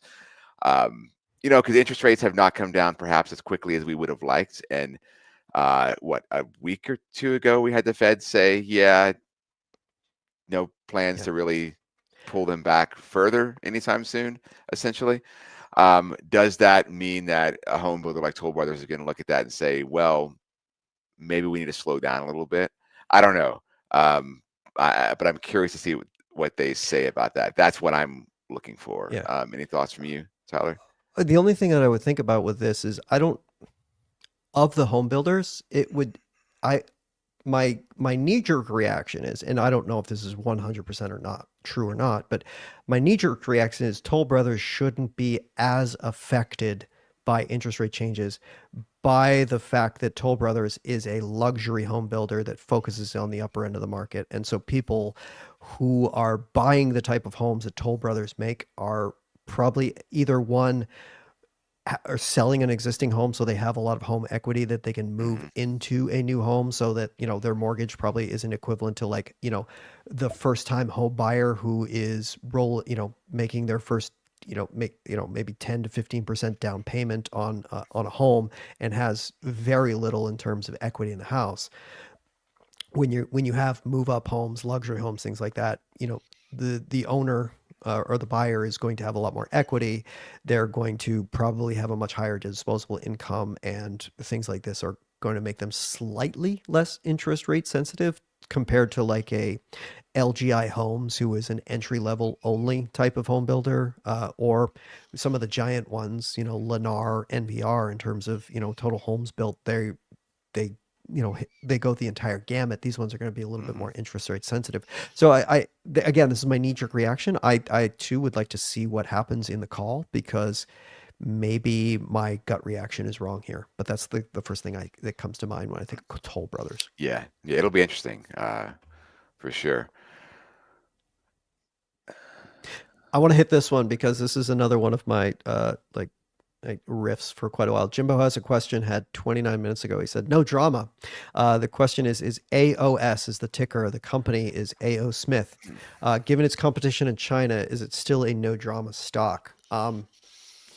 My opinion, which I think might be different from a lot of people who follow AO Smith, might not agree with me on this one, but I do think that its China component has been for a long time, has been a major tailwind for the business for much of the 2010s.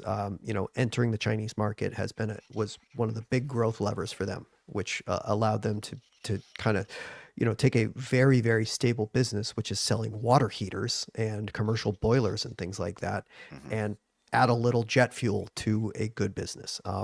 The selling commercial water heaters and boilers in the United States is one of the most durable businesses you could possibly have, because more than 85% of sales is a replacement of existing systems. It's not a completely tied to the construction market that I think a lot of people think about with heaters and things like that, because when your heater blows, you go get one pretty dang quick. Most people speaking of don't. which, my water heater gave up the ghost yesterday, and I got a new one coming in on Thursday. So yeah, it's Was it like a AO Smith or a Ream? See, I don't know. It's whatever the plumber is going to bring me, right? Because it's sort of thing I'm not shopping around for. You don't care. This. You just want it. I don't right? care, right? And also because it's like, this is a market where, look, I mean, one may be marginally better than the other, but they're both going to work just fine, right? So you don't care that much, and it's really more about convenience. This place. but like to your point, like this is not a purchase I'm delaying, right? Yeah. I mean, the kids are starting to yell about, not having hot water. So Yeah, so North America business is about as durable as it comes, throws off a ton of cash and it's a wonderfully high mm, margin business that or high returns business because you mm, don't have to invest a lot in yeah, new commercial. I think the biggest technological innovation in hot water heating were those like tankless heaters 10, 15 years yeah, ago, and they've been able to cash those checks ever since.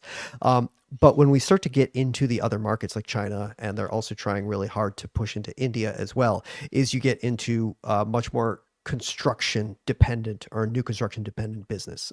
They don't have that established as much of that established base of existing water heaters built up over time that such that the replacement business in China is as robust as it was. It was mm, much more reliant on new construction. And last time I checked, the past couple of years, new construction in China has slowed down precipitously. And that is yeah, why this business has gone from being a major headwind or a major tailwind for this business to a bit of a headwind. Margins are declining, sales are decelerating there. And one thing I did note as a peculiarity of AO Smith was for many years, they would put in a chart in their investor presentation that showed like their market share in China, and they had a dominant market share in water heaters, commercial boilers, things like that. Dominant being like it had 18 to 22% because it was a very fragmented market, but they were the leading market share in China. And then like a year and a half, 2 years ago, those charts disappeared. And so there was part of being like, look, when you do mm, investor presentations, you're always putting your best foot forward, right? You're yeah, always telling companies about the strength of your business. And if you were still the market leader in China, you would y- still be yeah, publishing these charts. If that chart is gone, it probably means you've been losing market share. And so, like, I'm just reading into the tea leaves a little bit, but when I see things like that, it like, yeah, my haunches are up a little bit, being like, oh, are you guys maybe not killing it in China like you said you were? So there's almost part of me that like I owned AO Smith for a while. I think I for a tax strategy reasons, I think I sold it a while ago. And part of the reason in addition to the tax reasons, is I looked at it and I said, this has been a wonderful grower for a long time, but these China headwinds are probably going to last for a while longer. Unless we see a material change where like, I don't know, maybe it splits the business and like the China side goes one way and North America goes the other. I might I would definitely reconsider the business if it was North America only. But for now, at least for me personally, I'm going to be kind of sitting and watching and see what happens with its international sales. yeah. Like in Q3 of this past year, they said sales in China were down 17%. Uh, Year over year. So you are seeing some pullback. And I guess the question is it overall, or do you have some Chinese manufacturers now who are gaining market share and it's just going to be a tougher go? I don't know. Yeah, I don't know either. We don't get a lot of what they don't put in their presentation anymore, so I don't Yeah, know. so hard to know, right? Yeah. Yeah, that's a fun company. Maybe I'll have one. I don't know. We'll see. We'll see what the brand is when they show Yep. up on Thursday to fix my Some other issues. questions that I'm going to kind of punt on, and hopefully we'll keep them in the queue for a much while longer. John Gallegos was curious if you had an opportunity to hear the earnings call for Paramount Resources, which Mm, is a Canadian oil and gas company. I'm going to punt this one to the weekend. We can tend to give me time to kind of go through it and thoughts on it because this is a company I I mean, I know the business, I know oil and gas pretty well, but this is the first time seeing Paramount Resources. So let's leave that one in the queue for now, and tune in over when I'm on and over the weekend, and we'll hash this one out. Um, Jimbo had a question about an hour ago saying, "What do you make of CLBT Cellebrite's latest mm, report? What is the outlook and expectations for the next 3 to 5 years?" Cellebrite is a business that basically specializes in hacking encrypted phones for governments like FBI or other intelligence gathering agencies, with an added component where they've added a software as a service business. It's basically finding ways to better handle the data that is provided from these hackings to process the data, chain of evidence for not just like processing, but also bringing it to into the legal system for analysis, as well as using it in evidence for prosecutions and things like that. The software software as a service side of the business is quite new. The data in hacking or cracking mobile phones has been a business that's been around for quite a while. Cellebrite is like the FBI's first call when there's like a mobile device that they need to get data from really fast for a security reason or an investigation really quickly. So it is a very favored business. The latest report, in a vacuum, if I were to not know the stock price, I was not to know the valuation or anything like that, and I just read the financials with no consideration of that before, I was like, yeah, it was okay. It was, a little bit of a, I think it was a slight moderation in terms of total. I'm pulling up the financials while I speak, so apologies for rambling a little too much, but revenue growth was okay. 23% for revenue growth, 24% on the gross margin basis. Still they had to basically like revalue. They posted a big loss because they had to there was some financing things where they had to buy back some warrants and reprice some stock options and things like that, and it ended up being a pretty big hit to the income statement, but a lot of non-cash thing that if you were intimately following its financials in the business, you would have seen this and it wouldn't have been a big deal because it was, about a $334 million thing over the past 4 months. It's, pretty close to I would say free cash flow because it does hold quite a bit of cash on the books and has been, was it 400 million in cash on the books for, a business that churns out 100 million in operating cash year over year. All of these things I would say are relatively good. And the outlook was fine, nothing spectacular.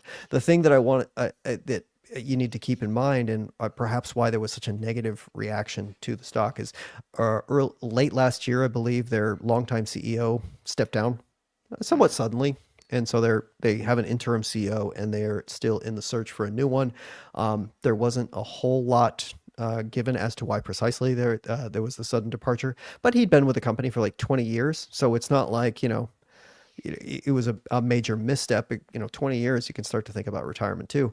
And then the other thing to consider, and perhaps why there was such a negative reaction right around earnings, was this was a business that,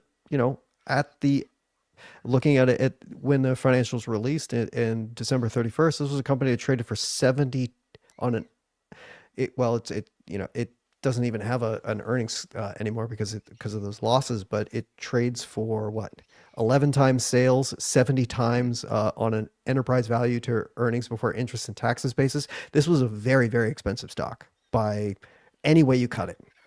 And so when you have businesses that ever so slightly miss on guidance or ever so slightly miss on their revenue growth, or maybe it's just not quite what people expected, or, the guidance is ever so slightly more tepid than, what people had become accustomed to, you can see these sharp moves in a stock at any given moment. And that's just kind of the price you pay for these young, fast-growing companies where profitability is kind of on the horizon, maybe not quite. Maybe 1 year it drops because they're making investments, or like I said, valuations or revaluing stock options or something like that. And, cash flows are pretty thin. These, a 15-20% move on an earnings is like par for the course for these kind of businesses. That's just how it is. And so when you see a 15 to 20% move down after an earnings, that should be no more or less surprising than when a stock pops by 15 or 20%. I think a lot of people see the pops, they're like, oh, this is awesome. But then when the 15% drop comes, they're like, oh my God, something must be wrong, when it's kind of just the exact same thing. Right. And I think there's that temptation to say sometimes like, oh, this must be the market overreacting. Well, not necessarily. Right. I mean, if you're assuming high growth rates and then, that's great. Right. And everyone's happy with that until one day you don't get the high growth rate. If this is the day you don't get that high growth that you're expecting, and you just have to say, okay, well, maybe my 35% was unrealistic. What if I plug 25% into my spreadsheet? Oh, look, stock's worth 20% less. That's a rational response to the information that has been provided, right? It just, these things move around a lot, so you got to be prepared for that. Well, in our 1 hour of no drama stocks, we seem to have ended on a Some startup drama. AI Yeah. data company that cracks Yeah. phones. So, but as we ended, we might have failed on our no drama mission for a little bit, because that's probably one of the most dramatic stocks that has happened in the past couple of weeks, which is a nice setup though, because, obviously data security, evidence, chain of evidence on digital products is very much in the space of AI these days. And AI is the topic for the next hour, where we have Danny and Rachel taking over for Toby and I. Thanks for the hour, everyone, and we'll see you next time. All right, take care, Tyler. Take it away, Danny, Rachel. Thanks, Tyler. Thanks, Toby. And that is a great segue, Fools, into our next hour. Thank you for joining us for another hour of Fool24. Danny and myself will be your hosts for the next hour. Danny, how's it going? It's a little overcast here in otherwise sunny San Diego, but I'm excited about the next hour where you and I can talk all things artificial intelligence and anything else that piques our viewers' interest. Yeah, absolutely. We're going to be talking, I think, probably from a different angle about AI themes that we're seeing that really intrigue us in the market and with specific companies. And we also are happy to answer any questions you have that we are able to answer around any other stocks or businesses you would like. I think I'm looking about 115 questions in the queue right now. I'm sure there are some questions there that both Danny and myself will start to work through as the hour progresses. But, speaking about this theme of AI, and I'll kick off the hour and then I'll pass it on over to you, Danny. But, as we look at the opportunities in the market today, I talk about this a lot, but healthcare is an area where I have been particularly fascinated by the ways in which there are so many different applications and use cases to accelerate things like drug discovery, to build clinical trials better, to aid in aspects like regulatory submissions, and even supply chain management. You think about all of these different aspects that are so crucial to the ways in which drug companies, pharmaceutical companies, and many of these other businesses work.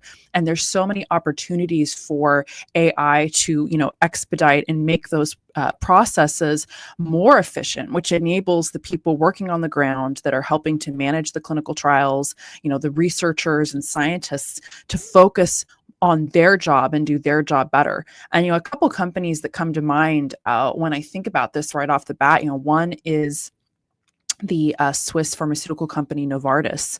So they have a wide range of pharmaceutical drugs that are top selling within their respective markets. They're known for their cardiovascular drugs, and oncology, immunology drugs. They also have ones that treat various neurological conditions.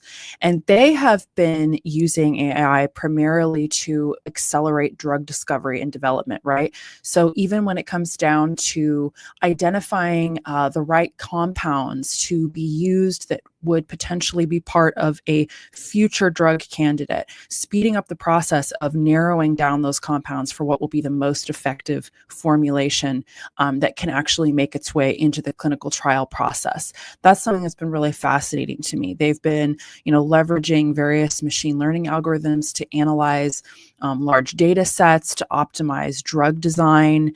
They can use these tools to analyze clinical trial data, to identify patterns and insights and help improve things like patient recruitment, determining what patients will be the best fit as they customize and tailor trials. And even aspects on the back end, like communicating with patients who are participating in these clinical trials and using AI-powered tools to help facilitate some of that communication. It's been really interesting to see, how this business has been doing that. And one of the things Novartis is also known for is their cancer drug Kisqali. This is a blockbuster drug globally, and they haven't yet reported their results for the full year 2024. So this is a company that I'm watching to see when their annual report comes in. But their net sales in the most recent quarter grew 10% year over year, which is a pretty solid growth rate for a mature pharmaceutical business. They reported an 18% year over year increase in free cash flow of about $6 billion. That was also a quarter where they reported operating income grew 123%. Net income was up 121%. And they're seeing really strong growth drivers there from their oncology product portfolio, Kisqali, that drug I mentioned, being one of the key movers there, among others. So this is an intriguing business for me as a healthcare investor. And I think it's a really interesting example of one of many of these pharmaceutical companies that might seem a little, boring at first glance, but you look deeper and you see how not only are they providing these, often for the patients, life-altering, vaccines and medicines and other products that are so needed within the space today, but are also using and leveraging these emerging technologies to make their business better. And Novartis, I think, is one of many really good examples of this.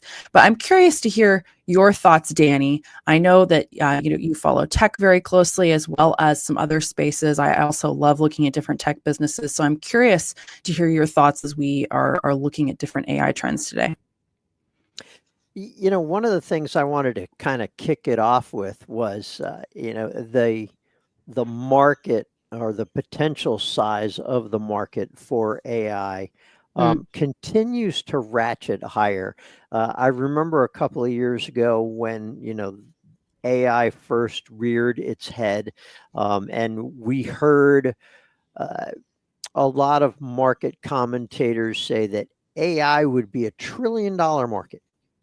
And some of the more, let's say, bullish sentiments have gone even higher. I pulled up a report from PwC, and PwC is one of the world's leading accounting firms. It's one of the big three or big four global accounting firms.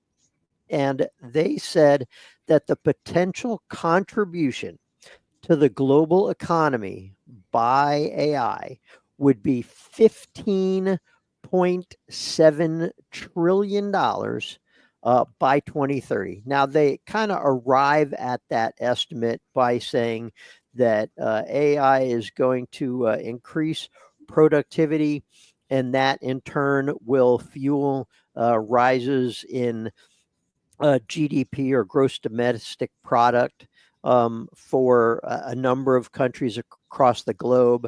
The amount of strategic investment that it's going to take. There are a lot of companies that are investing heavily in AI right now. And so basically PwC believes that, and their research shows that 45% of the total economic gains between now and 2030 will come from product enhancements, stimulating consumer demand, and because AI will drive greater product variety, increased personalization, and attractiveness over time. I mean, those numbers are stunning to me. $15.7 trillion contributed to the global economy. So as investors, I know there are a lot of folks who are looking at, how can I get my share of that? Companies are out there doing the same thing. The companies are out there investing in this technology, looking to get their share of that windfall. And I think, and mind you, this is just my opinion, but I believe the companies that are most successful at adapting AI to increase their own business or their own productivity are going to be among the winners of the AI revolution. Yeah, it's kind of exciting looking at this space, and there's so many different ways to, I think, capitalize on the growth there. And I appreciate the numbers you provided, because I think that adds some really interesting context when you're looking at companies that, you've got these direct plays on AI that we talk about all the time, like Nvidia and these other, blockbuster businesses like Microsoft. But then there's much more subtle ways to play the growth of AI that, we kind of started discussing today. We actually had a question about 9 minutes ago that is interesting because this is a company that's been struggling, but also has been subtly incorporating AI technologies into their platform in hopes of I think, promoting long-term durable growth, and that's Etsy. So Randall Poole asked a question about 10 minutes ago, update on Etsy.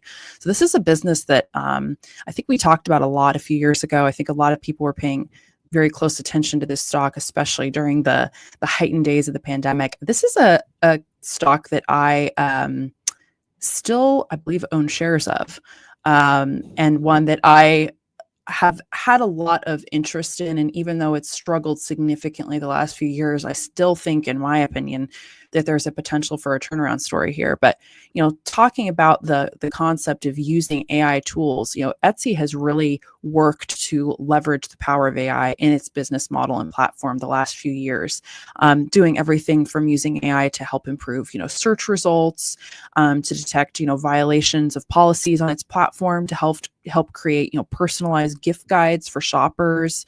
They use AI and machine learning to help curate what they call their best of Etsy library, and also to really tailor product searches to increase the likelihood of a purchase by a customer on their platform. Sellers can also use AI tools in the creative process as they are, listing and marketing their products on the platform, which is not unlike how Shopify has used AI tools and made those more available to its merchants over the last year to help improve, listings and just make that process easier if you're a small business owner. So I think it's interesting. We talk about AI as this sort of all-encompassing technology, and it's fascinating to me to look at what are the actual applications for this with some of the businesses that people know. And this is why I gave some of these examples with Etsy, doing everything from helping refine product searches and search results to enhancing more precise delivery time estimates for shoppers on the platform. Now, with regards to an update on Etsy specifically, which was another reason I wanted to grab this question, as this is a company I still follow pretty closely. They've been dealing with kind of a combination of issues the last few years. We know that there was a real normalization of consumer shopping behaviors as the pandemic receded. And there has also been increased competition from other e-commerce providers in the last few years. You're seeing a real mixture of performance across both brick and mortar and e-commerce retailers right now, as consumer spending remains in flux. And there's still, I think, some moderate approaches to the state of discretionary spending. There's also the idea behind Etsy's platform is that it's supposed to be largely centered around, vintage items, unique, handmade, things that maybe you wouldn't be able to find anywhere else. There's been some concerns that there have been a lot of products listed on the platform that don't fit into that category in recent years, and some of that has impacted broadly shopper sentiment. And there's also been some sellers that have complained that Etsy's algorithm has sometimes impacted their visibility negatively. So these are some of the factors that have been at play. I believe they report their 2024 results tomorrow. So maybe we'll cover that on one of the shows. If there's any interest there, I would be happy to do that. Just to kind of give you an idea of the numbers, their consolidated gross merchandise sales were about $3 billion in the third quarter. That was down about 4% year over year. Their gross merchandise sales on the Etsy marketplace comprised most of that figure.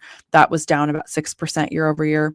However, their consolidated revenue was actually up 4% year over year to $662 million. Net income was down, but the company still did report GAAP net income, and they finished the quarter with about $1.2 billion in cash and investments on their balance sheet. So broadly speaking, growth has slowed from the few years ago. They are reactivating buyers on the platform who've been on Etsy for a long time. They reactivated 6.4 million buyers in the third quarter alone, which was a 5.6% year over year increase. They are still profitable, although profits have declined.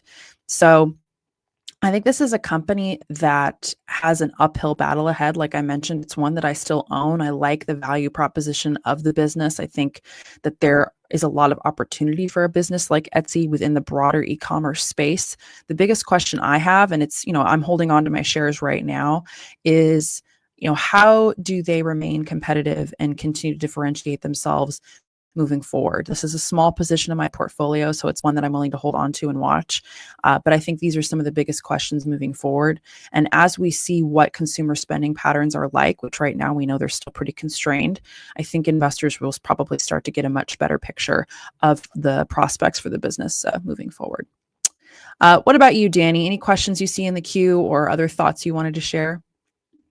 I do indeed. We've got a question from Ed that came in about 7 minutes ago. And Ed says SE or MELI. So these companies are C Limited and MercadoLibre. Again, tickers SE and MELI. Which of these two is a better opportunity for price appreciation? Kind of a tough question there. But what I'd like to do is let's just look at the recent results for both of these companies, one and then the other, and see if it kind of gives us any insight.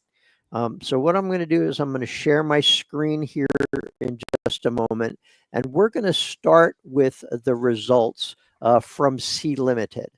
Now, C Limited, for investors who may not be familiar with the company, C Limited is a company that has three very distinct operating segments. The first is its gaming segment. The second is its e-commerce segment. And the third is its digital financial services segment.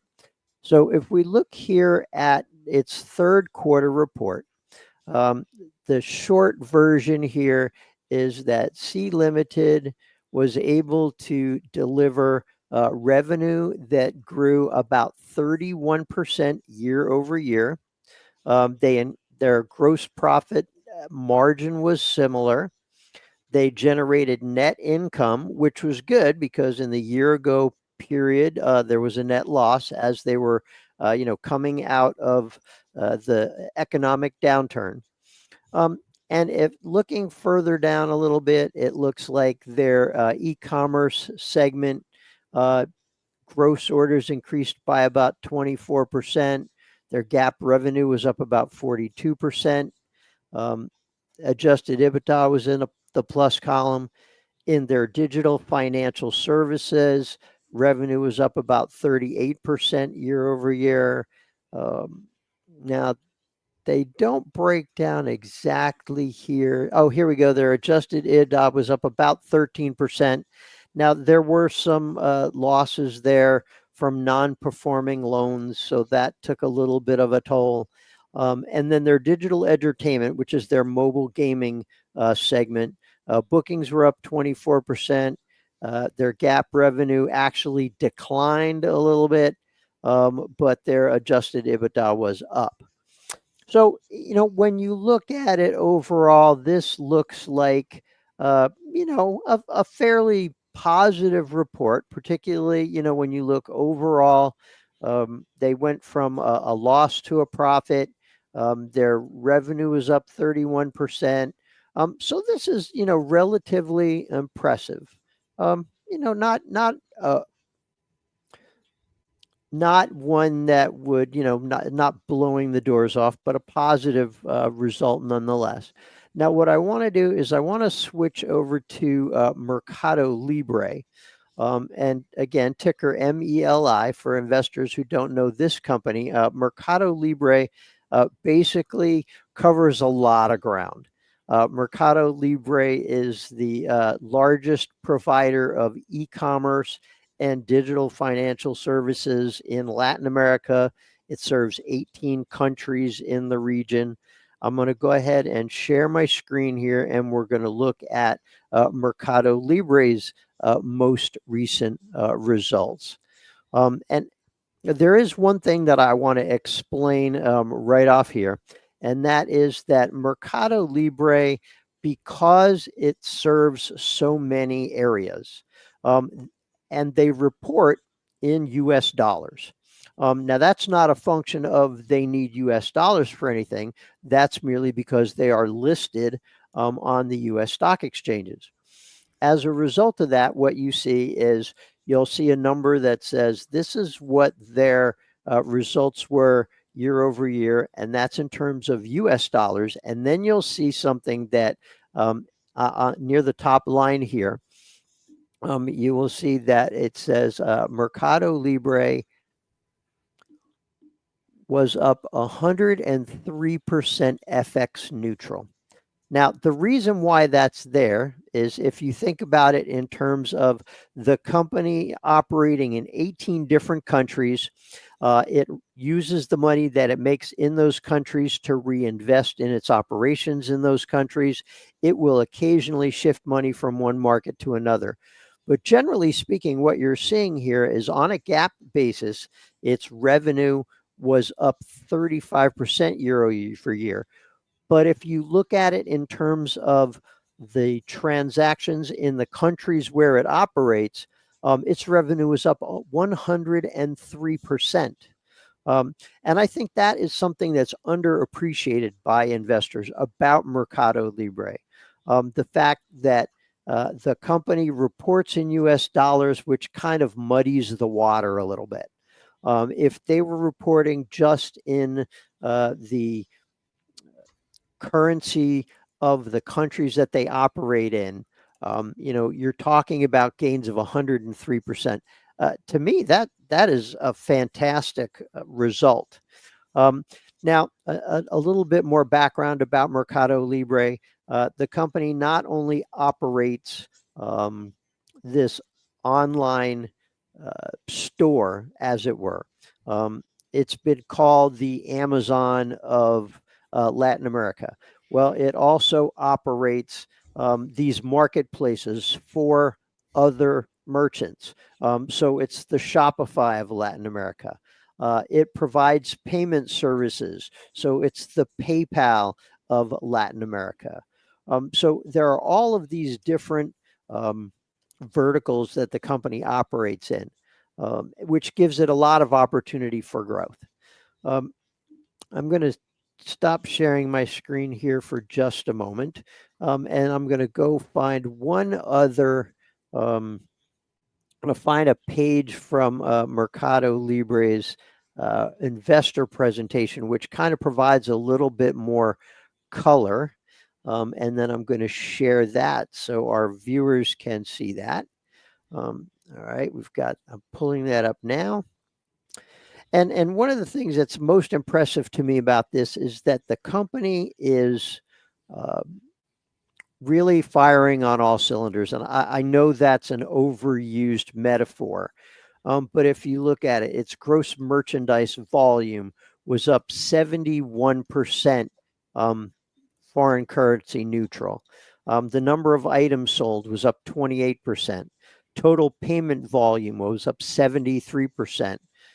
It has a credit portfolio that's worth about $6 billion, and that increased by about 77%. Now, there's been a lot of wailing and gnashing of teeth about MercadoLibre's exposure to this credit business. Now, it offers loans not only to customers on its platform, but also to the merchants that it provides services for. And if you think about what the company does, it has a very good insight into these customers and these businesses' spending habits and to their financial condition. So it has a really good idea about whether or not the company has or the customer has the ability to pay these loans back. So I don't see it as an issue that some others do. And finally, if you look down on the bottom left corner here, revenue and financial income we talked about earlier, up 35% year over year, but 103% in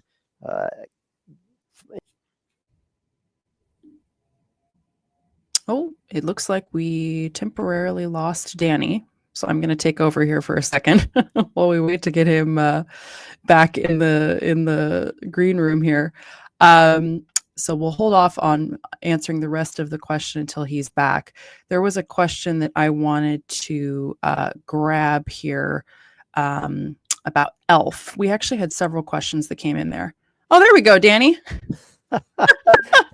Yeah, my internet blipped and all of a sudden I was gone. It was like I was so intrigued with what you were saying. Okay, well, I'll shoot it back over to you then before I answer this next question. So just to wrap it all up, between C Limited and MercadoLibre, C Limited has not been around as long. It has a much smaller market opportunity in Southeast Asia than MercadoLibre has in Latin America.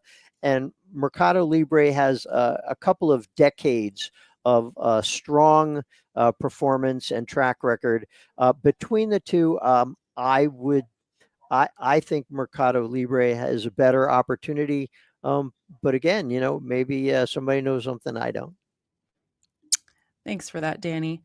So we had actually a few questions that came in on ELF, and I'm just going to grab one of them, but this should answer some of the other questions that came in as well regarding the company. Pranesh asked 3 days ago, ELF stock has dropped quite a bit in value in the last month. What are your thoughts on their long-term prospects? I really like this business. I earlier in the month gave an update on what was going on, with the company in terms of their recent earnings report. They had reported their earnings for the third quarter of fiscal 2025. It was still a really solid quarter of growth for the company. The stock has reacted negatively for a few reasons, and this kind of goes back to these trends we've been seeing where if anything isn't exactly what perhaps the broader market had been hoping for, we see these big swings in either direction for a stock. But it's worth noting it was the 24th consecutive quarter of net sales growth for ELF. Their net sales increased 31% year over year. Their net income totaled about 17.3 million for the 3-month period. That was down slightly on a year-over-year basis, but still profitable. In the first 9 months of 2024, or their fiscal 2025, net sales were up 40% year-over-year. The biggest reaction we've seen to the stock has been for a few reasons. One, management slightly lowered their guidance for fiscal 2025. So they were expecting, I believe, about 30% on the high end for year-over-year growth, and now they're expecting 28% on the high end. So previously forecasting 28 to 30% net sales growth for the fiscal year. Now they're targeting 27 to 28% growth. Still a pretty fantastic growth rate, for the business. And they also noted that they had some softened sales in January, which impacted the top and bottom line, just given the time of year.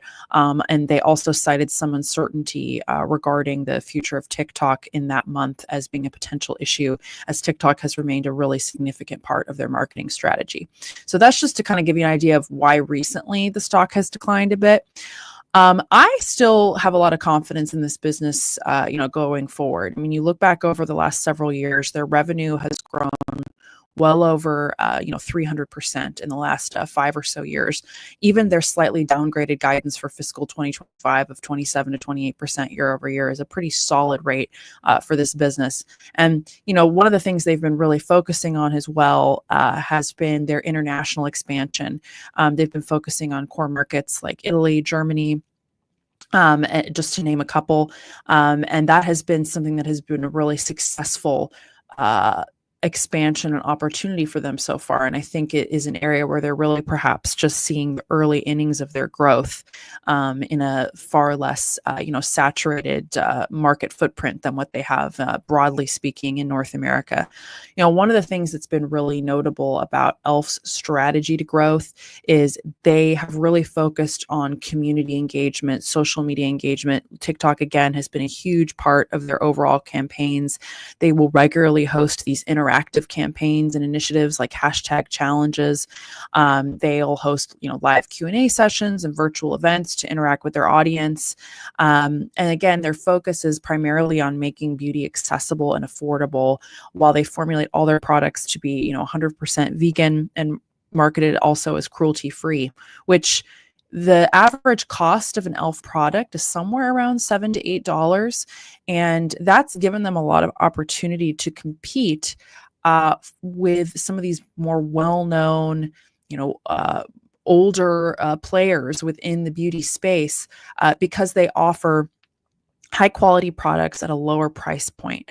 One of the things they've been known for primarily has been their influencer campaigns and collaborations. For example, they partnered with Tinder a little while back. They had a limited edition collection that was inspired by Gen Z and connectivity. And why that matters is Gen Z is a huge, huge segment of their shopping population. They had a partnership actually with Chipotle as well at one point, and that was a major success, broadly speaking, for the business. They have had, these commercials for the big game. They had one a couple years back that featured Jennifer Coolidge. I say these things because e.l.f. has had a very unique approach to marketing that has been really core to the lifeblood of the business. I think that moving forward, there's some questions I've talked about recently as to how the impact of, for example, tariffs on China will impact e.l.f.'s business. e.l.f. is certainly not the only player that would be impacted by those changes, but because they source so many of their products from trusted suppliers in China. So these are not issues that I would personally, buy or sell the stock on. Broadly looking at the business, they're continuing to grow market share.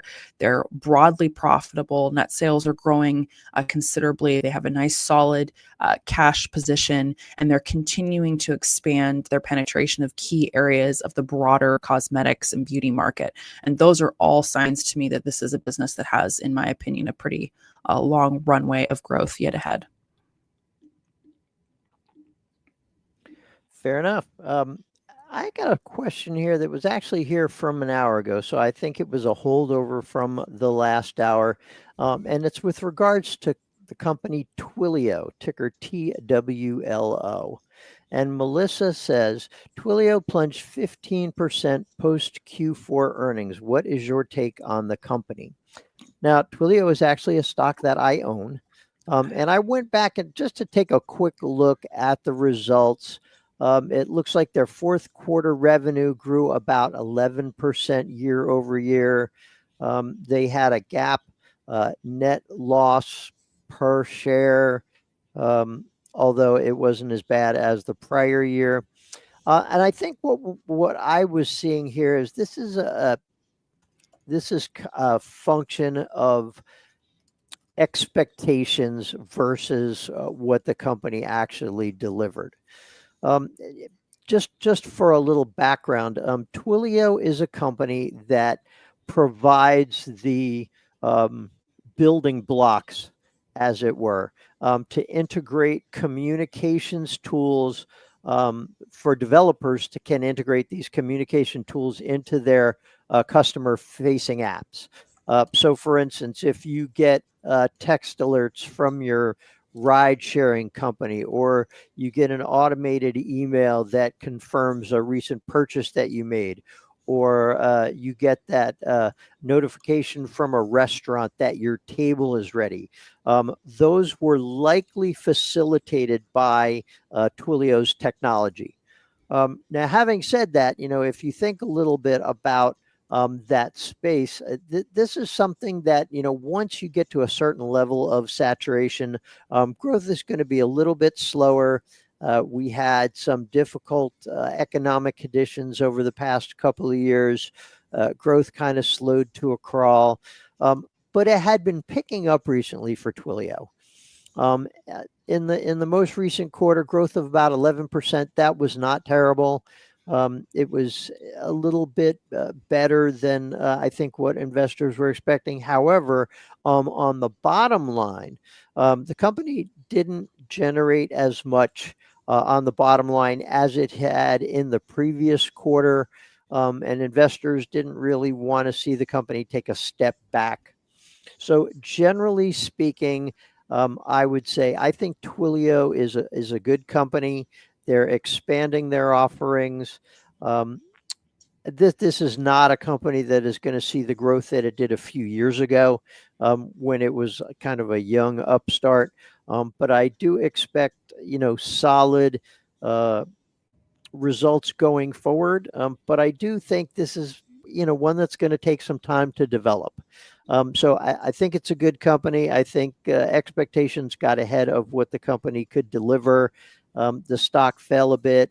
We've been seeing that a lot, in recent weeks and months.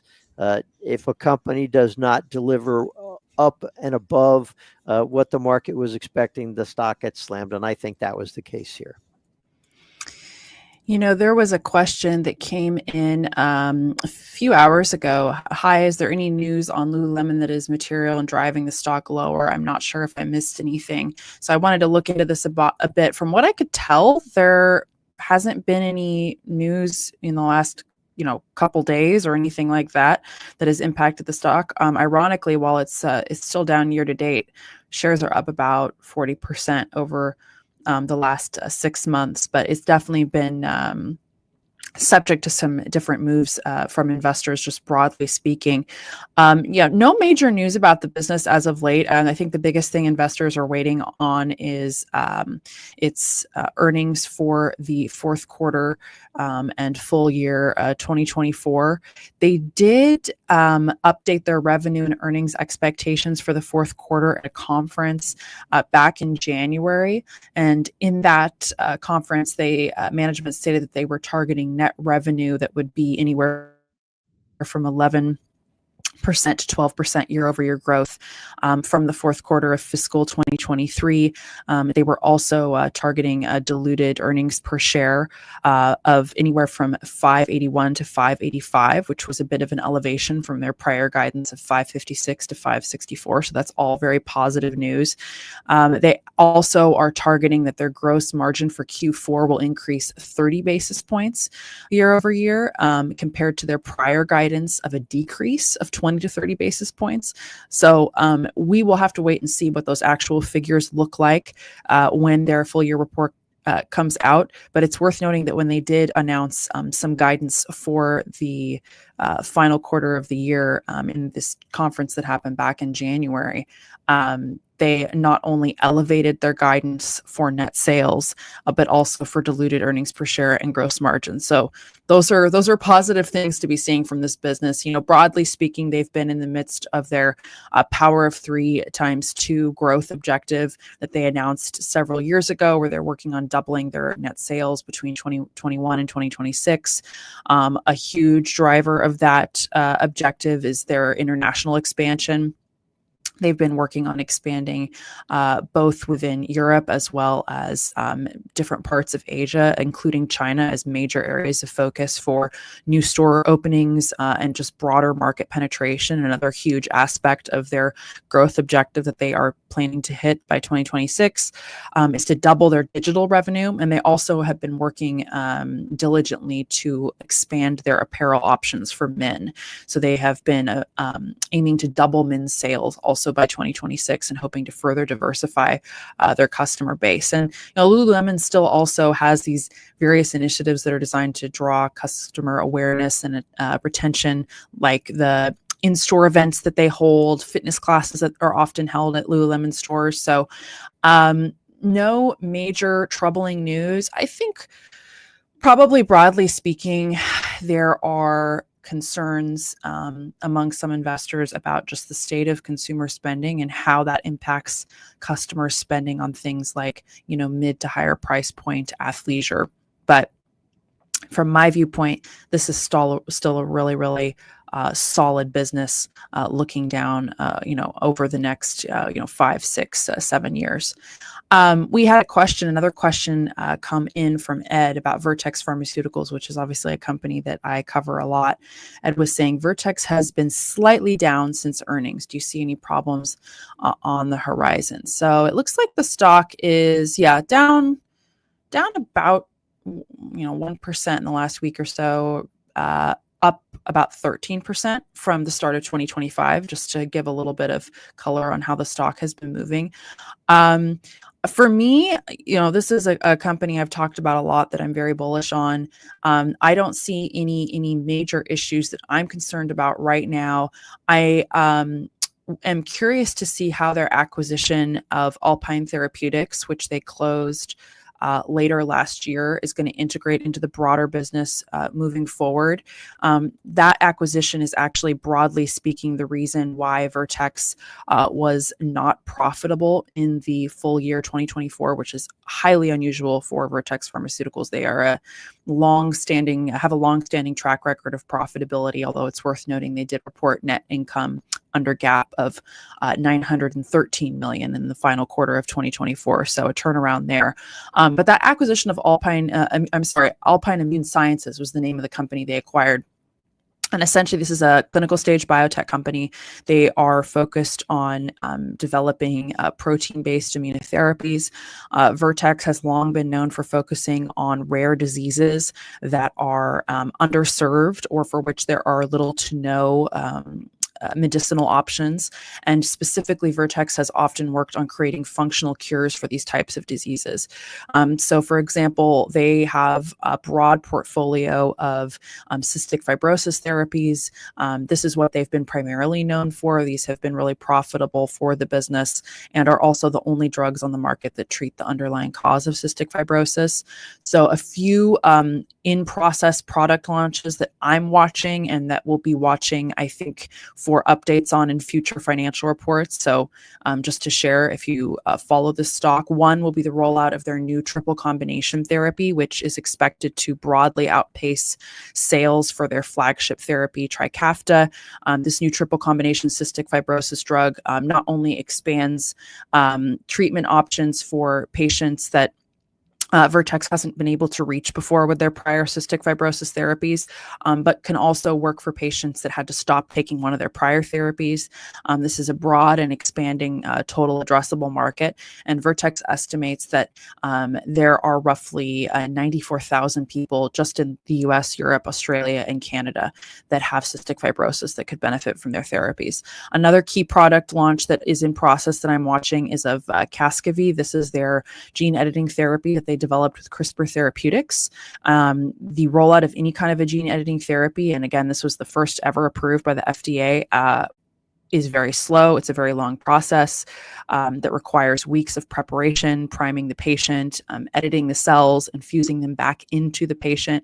So Casgevy, which is designed to be a one-time functional cure for two different rare blood disorders, this is something that will probably take a long time to have a financial impact, just given the real world requirements of administering a CRISPR therapy. But it's one that I think has a lot of potential for the business.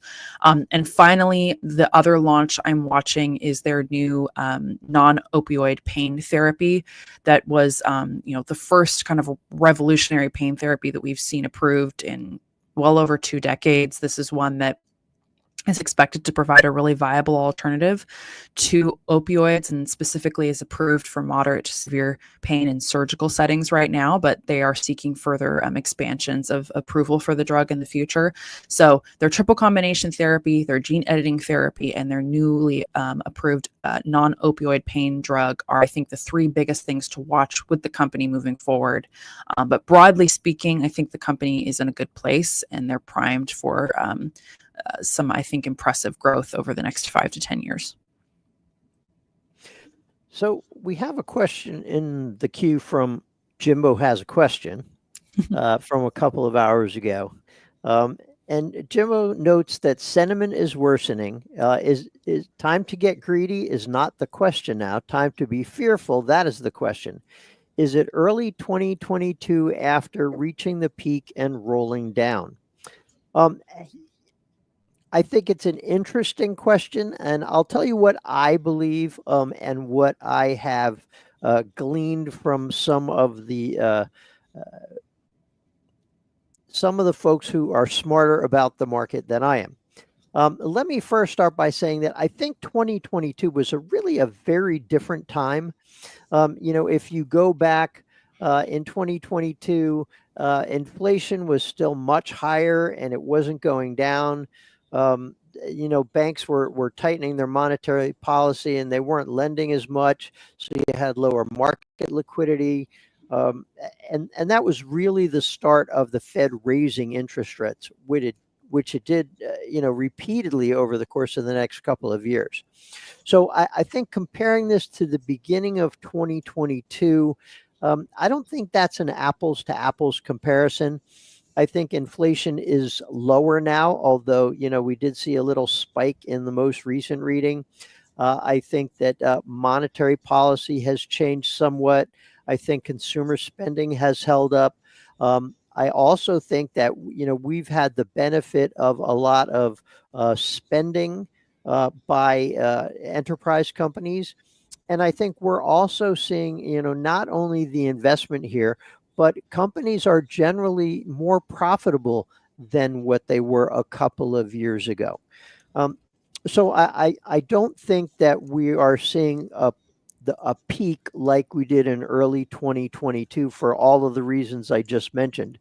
Now, I went and took a look to see what market commentators say.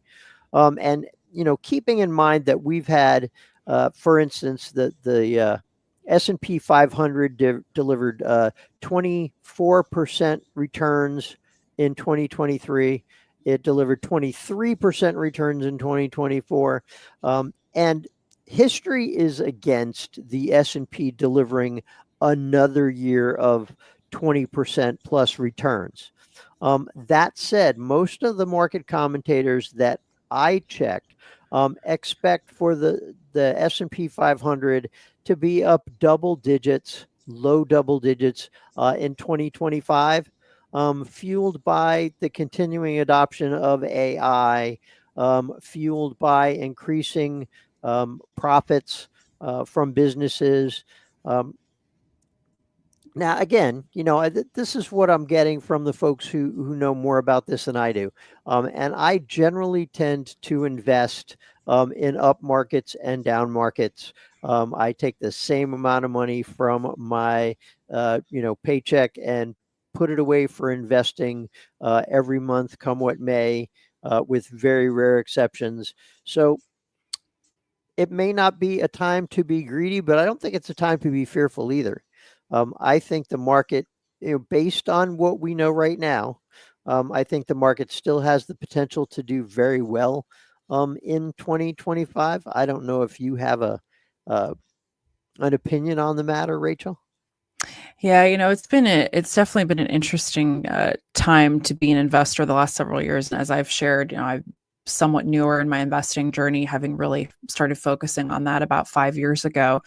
For me, just personally, my sentiment is not worsening. Looking at the broader market, I think you're seeing a lot of mixed sentiment there. It's also sometimes hard to know, what is a function of individual versus institutional investor sentiment, and also, a function of things like algorithmic trading. So I think it's really difficult sometimes to constrain emotions in volatile market periods. And I think that that's understandable. But I always try to really approach how I'm looking at my portfolio by keeping emotions out of it. We talk about these sentiments like greed and fear that can be drivers of our overall approach to portfolio building. And I think that, the way I would look at the market right now is there are a lot of companies that are reporting in this earnings season, maybe slightly below what investors have been targeting, or, just a number here or there is off, and we see these wild swings in the stock. And then sometimes you'll see a company that their results are pretty moderate at best, but it's what analysts or investors were broadly expecting, and the stock actually goes up or doesn't move much at all. And I think it can be sometimes confusing as a retail investor looking at these movements and trying to discern how that works, and how that funnels into decisions for your own portfolio. For me, the way I look at it as I really try to pay attention primarily to the businesses that I own and businesses that are on my watch list that I hope to own in the future. And I look at all types of market environments as opportunities to build my portfolio. If there is a uptime in the market, and the stocks I own do great, that's a fantastic feeling. If it's a downtime in the market and there are stocks I own that are being hard hit, I might look at that as a great opportunity to add to my positions if I have a really strong, compelling thesis about those businesses.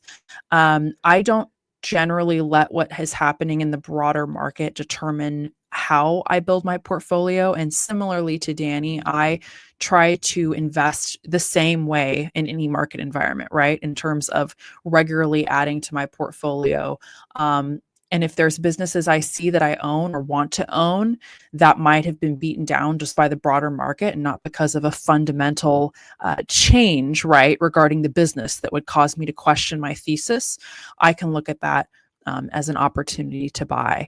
It's hard to say now. I always try to shy away from making any big, prognostications. It's hard to say if this is a repeat of early 2022. I don't think we know.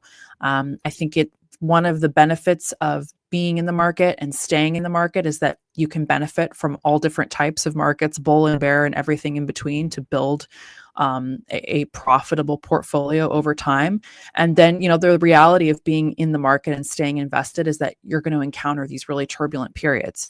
And depending on how close or far anyone is away from retirement or other financial objectives they set for themselves, that can really inform one's, investing approach. My investing approach is informed by, some of the factors I've stated, but also the fact that I am very far away from retirement, and I'm, some of my investment goals and objectives are much further off, perhaps, than a more experienced and older investor. So I think factoring, risk tolerance, understanding what you buy, and understanding where your goals for your portfolio align and investing accordingly is an approach that's worked well for me, and I think is something that's applicable to everyone in their investing journey. And it can make it a little easier, I think, to focus sometimes on that approach rather than trying to predict what the market will do next, because while it would be nice to be able to predict these things, none of us really know.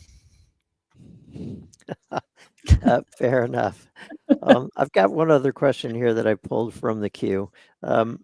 Supermicro versus Intel of semi stocks. Which of the semi stocks, if any, you follow and look intriguing to you? I saw something that was interesting today about Intel, so I will share that with our viewers, just so that we're all working off of the same information. Intel stock was up today. I think the last time I looked, it was about 13%.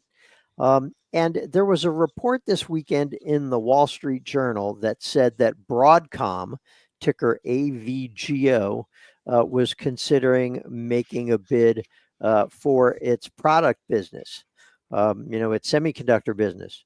And it said also that Taiwan Semiconductor Manufacturing, ticker TSM, was looking at controlling some or all of Intel's factories, potentially as part of an investor consortium. Now, what's interesting to me is that there was another report that came up here. This one was published just a few hours ago that said that Taiwan Semiconductor has very clearly stated it has no interest in taking a stake in Intel, in running its fabs, or in a joint venture that would be equally enticing. So it's interesting that, despite competing stories out there, Intel stock is up, 13% today. Now, more generally, the question specifically mentioned Intel and Supermicro Computer. Intel has had a tough few years of it.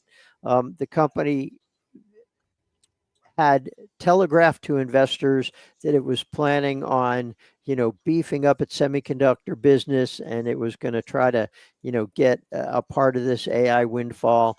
And I don't think the company has been able to, capture that opportunity just yet. Now, Supermicro Computer, ticker SMCI, is another animal altogether. They are a company that sells servers that are built primarily with AI in mind. And Supermicro gets its chips from Nvidia, from AMD and others, and then, puts together, it has a building block architecture so that it can build custom servers depending on the needs of the customer. Supermicro has had its own problems. It fell victim to a short report. Shortly after that short report came out accusing the company of accounting irregularities, then the company announced that it was going to delay releasing its financial report. And then there were there were stories in I think it was the Wall Street Journal that reported it first, but it may have been Bloomberg that said that the company was being investigated by the SEC. And so as a result of all this, Super Microcomputer took it on the chin. Now, the company has since said that an independent investigation found that there was no fraud, that there were no accounting irregularities, and that the company was planning on releasing its financial reports before the deadline that was issued by the NASDAQ. So, investors are kind of waiting for that to happen. I think both of these companies have had issues. If I think the company that has a better opportunity, if the company can get its ducks in a row, would be Super Microcomputer. They have been one of the leading suppliers of AI-centric servers. They've been growing faster than the competition. So I think this is a great opportunity here. But again, they need to get their ducks in a row. All my opinion. There was a question that had come in from Vihan that listed a bunch of different healthcare companies. Rachel, do you follow any of the listed AFMD, Beam, Cytokinetics, Gilead, Novocure? And that's an old rating system that is no longer used by the Fool. A few of these companies I don't know. Some of them are very, very small cap stocks that I wouldn't necessarily be following, but a couple I am familiar with, Beam Therapeutics, Cytokinetics, and Novocure. So I'm kind of happy to offer my opinion on that. Beam Therapeutics, essentially what they do, they're a biotech company. They develop genetic medicines to treat various serious diseases, and their technology is based on making, precise changes to the DNA without breaking it. And so it's designed to repair disease-causing mutations, to add protective genetic variations, to help regulate genes. Their goal is to create a leading platform over the long term that is designed for precision genetic medicine, right? Which is still in many ways a very emerging science within the broader healthcare space. A lot of their technologies are based on work that was developed at the Broad Institute of MIT and Harvard. They do not currently have any approved products.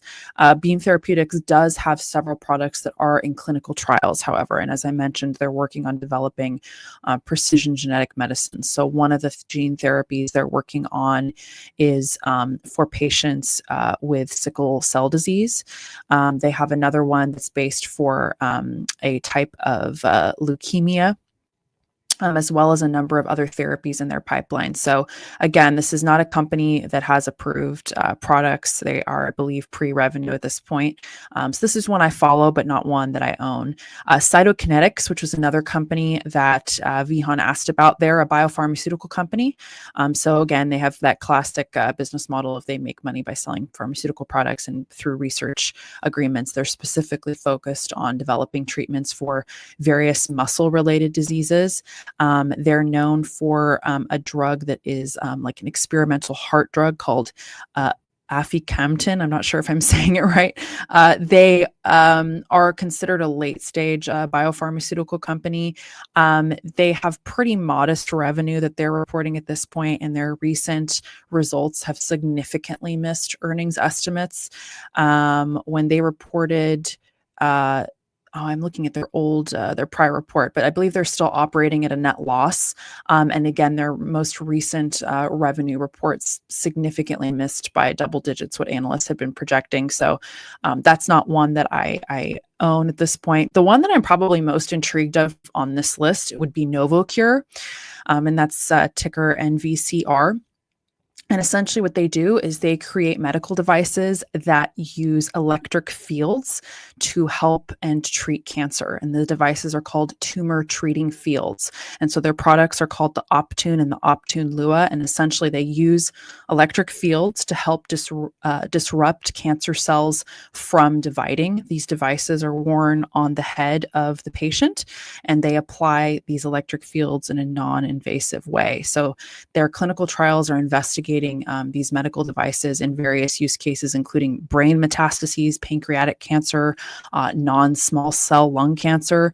Their most recent financial report, net revenue rose 22% year over year, as they had recently launched one of their products in France, and they've also been improving their US approval rates. They're still operating in a net loss. They had a little less than $1 billion in cash and investments on their balance sheet at the end of the quarter. So I would say of this list, Novocure is the one I'm following the closest and am most intrigued by, especially in terms of their technology and also the financial progress they're making as regulatory approvals grow. And with that, we're at the end of the hour. It went by so fast. We are at the top of the hour, and Fools, you're in for a treat. You're going to be joined by Motley Fool analyst and chief investing officer Andy Cross. Andy, how are you? Danny, I could just say I could go away and you could stick on for the next hour and just continue that great hour with Rachel. So I don't want to rain on your parade, Danny. It's been a fun hour. Thanks, Danny. Folks, I'm gonna step away and I'm gonna leave you in the very capable hands of Andy Cross and Rachel Warren. Fool on, guys. See you, Danny. Thanks, Danny. Well, hey, Andy, how are you? Rachel, I'm doing great. How are you? Good to see you. It's been a while. It has been a while. It's great to be on together. Awesome. Well, Fools, thank you for joining us for another hour. My co-host today is Andy, Chief Investment Officer and Analyst here at The Fool. I'll be here in the co-host seat for another hour. And today we're going to be talking about qualities of great businesses and probably our approach to how we each look at different businesses when we're evaluating them for our portfolios, but also, some of the companies that we think align with those qualities. So any questions you have related to today's theme or outside of today's theme, feel free to get those in the queue. And we have roughly 117 questions in the queue currently. We've been trying to whittle some of those down. I think there were a few also earlier that were, pointed in your direction, Andy. So we'll try to get through some of these today. But maybe just to start off the hour, Andy, talking about our theme, qualities of great businesses. What are some thoughts that you have to share as we kick off the hour here? Yeah, Rachel, as you and I were just talking about some themes we could discuss, we tossed this one out. I was actually inspired by my One Up in Wall Street book. It was just a classic that I always go back to, and he has a section in there called "The Perfect Stock." What a deal!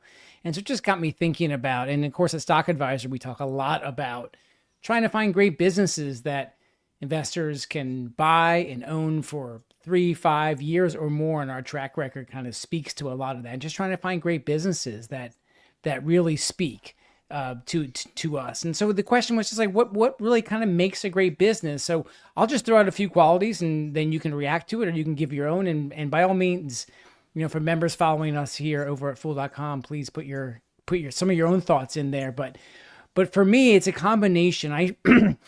It's a combination of market opportunity and then the products that are going to fulfill that market opportunity. So those two things, those are the first things I really look for when I'm trying to understand the business opportunity and a business. I look at what are the markets they're serving, how are those markets changing and evolving, and then what products are they offering that are different, that have serious strengths in the marketplace, or try to determine they have strengths, lasting strengths, and are going to be able to take advantage of those growing markets. And especially trying to find companies that are attacking, evolving, growing, changing markets early in their, so a little rule breaker approach earlier in their marketplace. So I always go back to a company like Netflix that I know looking back, it's kind of easy to say, oh yeah, Netflix, everybody could have seen Netflix, but we just started following it when it was very early, first in DVD stage, but then as it started to evolve into serving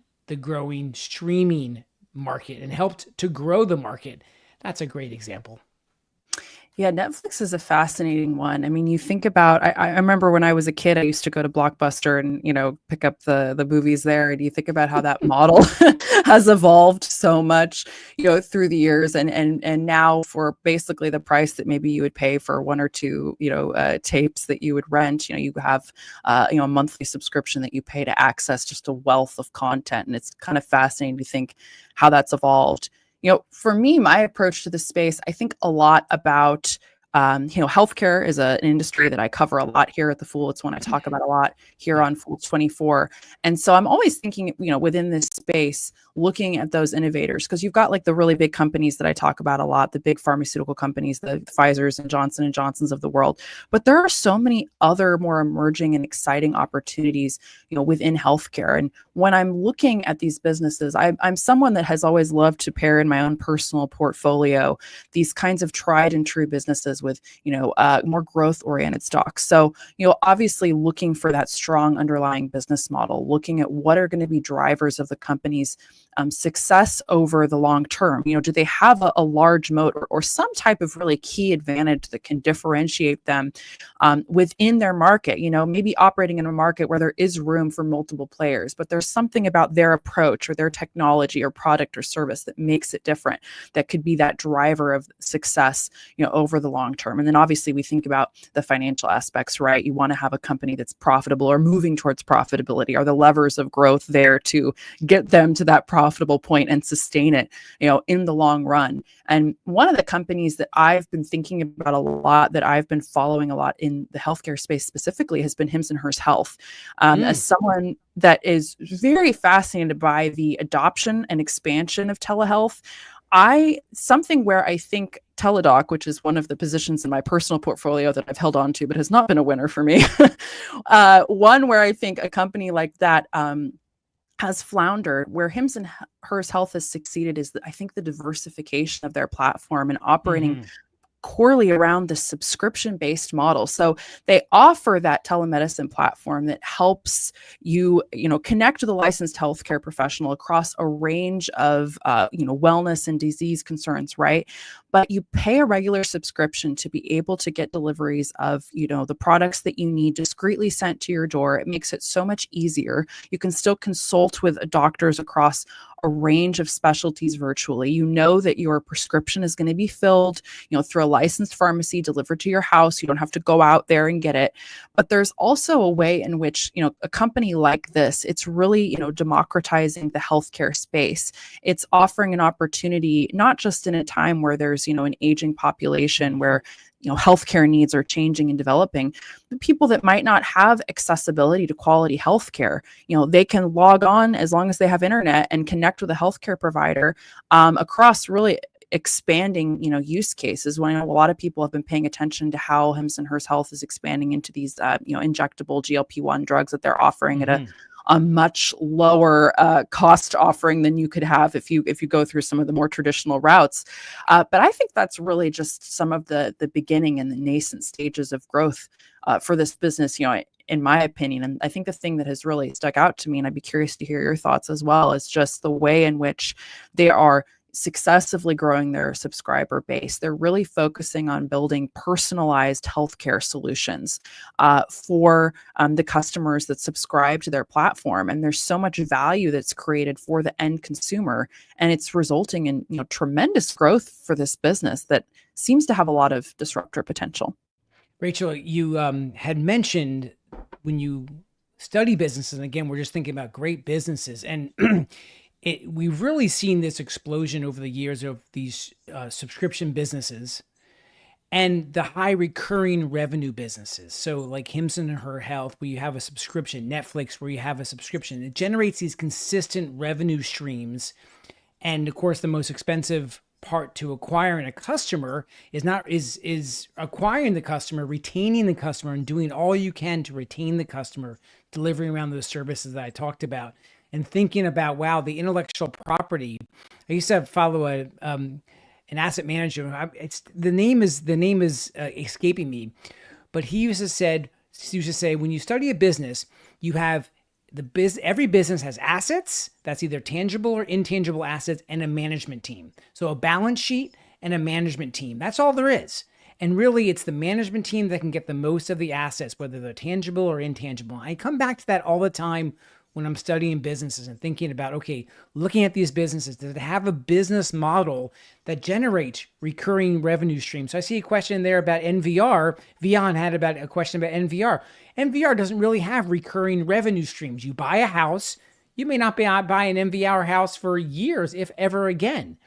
You subscribe to Netflix, you pay a monthly fee, you pay the next month, Hims and Her Health, subscription model, high recurring fees. MVR has been a fabulous business in the stock over the years, just different businesses. I prefer more the ones that have a little bit more of the consistency revenues if you can find those and pay a good price for that business. And Hims or Her Health, just thinking about how they are addressing the need for certain kinds of medical care and having a subscription offering and building their platform really around that. So I find that very interesting because those do have those traits. When I look at those recurring revenues, the ability to retain clients into the platform, those are qualities of businesses that I tend to like to, and I put that as a check mark when I think about trying to identify great businesses.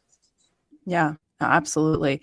Another company kind of going to a completely different sector that I've thought about that's been interesting to watch specifically within the retail space, which is, I think, an area that investors have mixed sentiment about right now is TJX companies. They have had a really interesting approach that I have found kind of fascinating as we've seen this growth of e-commerce over the last several years. For a while, I think a lot of people were thinking there might be a real pullback from brick and mortar, and that's really turned out to be more a situation where there's a duality that exists, where customers still want to be able to go and shop in person, but they also want to have the option to, sit in their pajamas at home and shop online or whatever the case may be.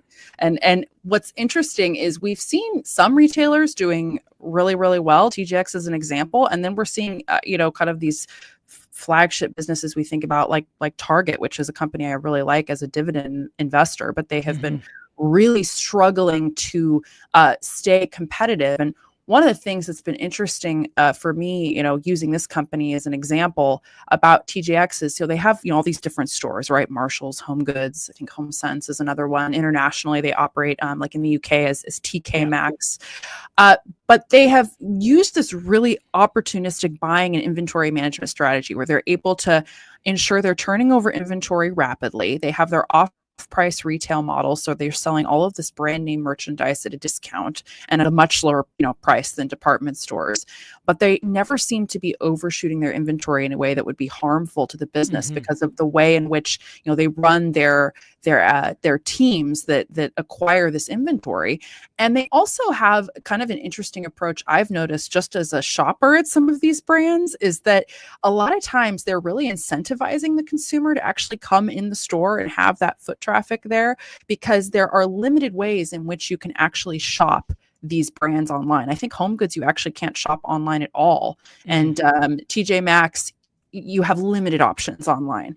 So it's a fascinating model that I haven't seen that many businesses replicate. So this is another one to me that's kind of stood out as something of a differentiator. And I think they're already planning to enter another international market, Spain, sometime in 2026. Retail is really interesting because you've seen with Prime, Costco's membership model, Walmart's really building out their Walmart subscription model, and it's actually adding a lot of value. I think underappreciated even today, still value to the Walmart story. But then you have companies like TJX, which really rely on those repeat loyal customers coming mostly into the stores, and they have an exceptional inventory model. Like the way they manage their inventory, they're buying and selling, partnering with so many different suppliers to be able to manage that inventory. So that's a business that has these assets, both intangible, the brand, as well as the storefront, the tangible assets, but they have a management approach that really, and relationships that are really valuable in managing that inventory. Costco obviously has its way that it has grown its business, and the membership model is really the profit side to it.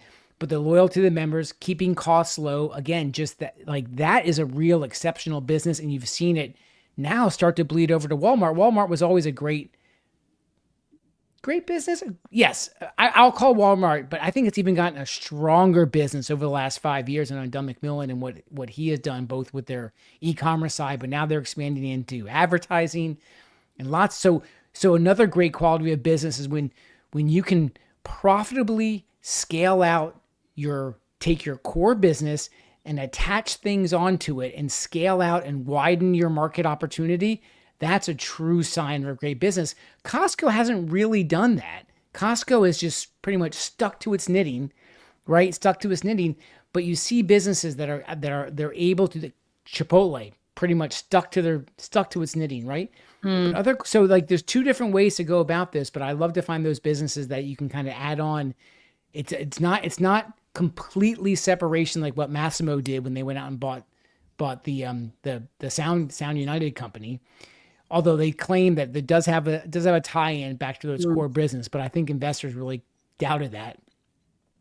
So you can either find businesses that just stick to what they do and do it really well because they've honed that business, or they can kind of expand the market opportunity by profitably and strategically adding on other parts and other business lines to be able to expand their market opportunity. And that can be another sign of a great business too, but they have to do it smartly.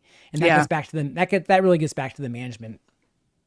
I think Costco is a great example that you gave as well, thinking about that space. Their unique model has always really kind of fascinated me. Like you think of a space like retail, right? This is not recreating the wheel, but the way Costco's done it is something that's worked through so many economic cycles. And it really goes back to that membership model where most of their profits come from membership fees, and they're able to, negotiate with their suppliers to get all of these products at a discounted rate. They pass that down to the consumer, but they're only able to do that because they have such a built-in membership model structure that has been so core to their profitability over the long run. And it's also kind of interesting as well, because by creating the structure where, again, you're incentivized to come in and shop in the store, through the membership program, only being able to enter those warehouses if you have, your membership card, and having really limited online shopping opportunities, it creates an environment where shoppers are incentivized to come in, get really good deals, find products at bulk, and often much cheaper than they would be able to buy anywhere else, and all for one annual membership. And they have consistently had, well over 90% membership renewal rates through many different economic cycles, which I think kind of goes back to the resiliency of the business. And I think it also underscores that sometimes the most intriguing businesses for the long run are not always the most exciting at first glance. Sometimes they're not maybe the most thrilling companies. And then you look at one like Costco that we all know, and this has been a great company through the years. I love this. So I'm just going to quickly read 13 qualities of Peter Lynch's perfect stock from One Up on Wall Street, because you just mentioned one. So number one, sounds dull, or better yet, even ridiculous. It does something dull. It does something disagreeable. It's a spinoff. Institutions don't own it and analysts don't follow it. The rumors abound. It's involved with toxic waste or the mafia. So that was his play of words, saying like there's just stories going on that it's not operating in great areas. There's something depressing about it. It's a no growth industry. It's got a niche. People have to keep buying it, aka repeat purchases. It's a user of technology. I love that. He wrote that, I think he wrote this in 1989 and was still focused on using technology. I think now that especially with generative AI, that's even more important. Insiders are buying it. And finally, the company is buying back its own stock. Now those are more qualities of indication of a attractiveness on the stock side, not so much the greatest business, because the greatest businesses, there's some great businesses out there, and we name some that don't sound dull. They don't do anything dull. They're not spinoffs, those kinds of things. Right. So great qualities of businesses and the greatest businesses don't always make the great stock, because sometimes they're just too much in the news. They're too in the zeitgeist of the marketplace. The valuations are a little stretched, and go on and on and on. So great businesses, not always great stocks. Great stocks, not always great businesses. So they don't go always hand in hand. And that's the balance that investors often play, trying to figure out when do those great businesses become great stocks. And that's what we're trying to match up. At least that's what I'm always trying to match up. And it's hard. Because it's just the valuation games and short versus long-term thinking, those kinds of things. But those don't always match up. But that's also why I love investing too. Yeah, absolutely. Yeah. We have a ton of questions that are in the queue, and there was a couple that came in. One I wanted to hit really quick. Matt was saying, Rachel, how concerned are you about Duolingo's user growth stalling a la Pinterest? It's kind of interesting thinking about these two businesses, because they they do have a slightly different business models, right? So Duolingo makes most of their money from subscriptions. They have a freemium model where users can go and learn a language and access all of these options for free, but they're really incentivized to upgrade to that ad-free model. And that premium tier, subscription-based, is where Duolingo makes most of their money. Pinterest makes all of its money from advertising, right? They are this really fun platform where you can go on, you see all these different, pictures and videos, you can search for whatever the topic of inspiration you're looking for. And then as you see these search results, it's all these different ads for different products, services, and merchants that align with what you searched for. And so their revenue model is different for one. Duolingo, the reason I've been really intrigued by this business is not just because they've had pretty impressive user growth figures. Their daily active users were up 54% year over year in the recent quarter, which I think eventually will moderate. This is still a pretty high growth, earlier stage business. But also because management has previously said that over 90% of their user acquisition is organic. They're not running all of these costly ad campaigns to acquire users, which is not as common, particularly in this type of a revenue space. So that's intriguing to me. I think that it will be expected to see some moderation there with time, but I think that they have a really solid business that they're building on. For Pinterest's part, they had a pretty rough series of financial reports for a while when they were dealing with, I think, some really moderated growth comparisons to the pandemic, and also just a time where during the pandemic, everyone had so much more time to just, be at home on their phones. We can't leave the house. So you're kind of scrolling, and Pinterest's platform, I think, is really catered to being able to just stay on and scroll for hours even. Once people were able to get back out again, that growth really moderated. And you also had an environment, and still to a certain extent, where advertisers are being very cautious with spending, right? There's still macro concerns there. And when you have a platform that, however great it is, derives its revenue from ad spend, that's going to be a big factor there. They did recently report their financial results. They reached a new record high of 553 million global monthly active users. That was an 11% year over year increase. They reached their first, quarter of more than $1 billion in revenue in the fourth quarter. And the other thing I would note, just as I kind of finish out my answer to this one, and then I'd be curious to hear your thoughts, Andy, is, they've been leveraging AI into their platform to improve search results, to improve the, ad impressions, and to essentially help the advertisers that are paying them to get more bang for their buck, right? And so they've been very clear that their goal is to make every pin a shoppable one over the long term. So any image or video that you would find when you put in a search term on Pinterest, eventually they want all of those to be shoppable.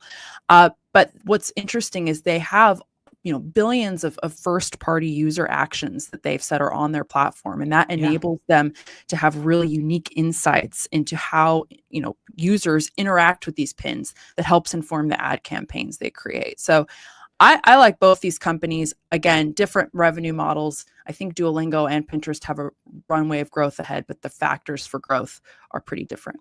I'm on 176 days of my French free on Duolingo, and I gotta say, I do feel a little guilty when Duo comes up and it was like, hey, click here and join for 10-day free model. I do feel guilty because they make it very easy to say no. Yeah, but it's of course a very sticky platform.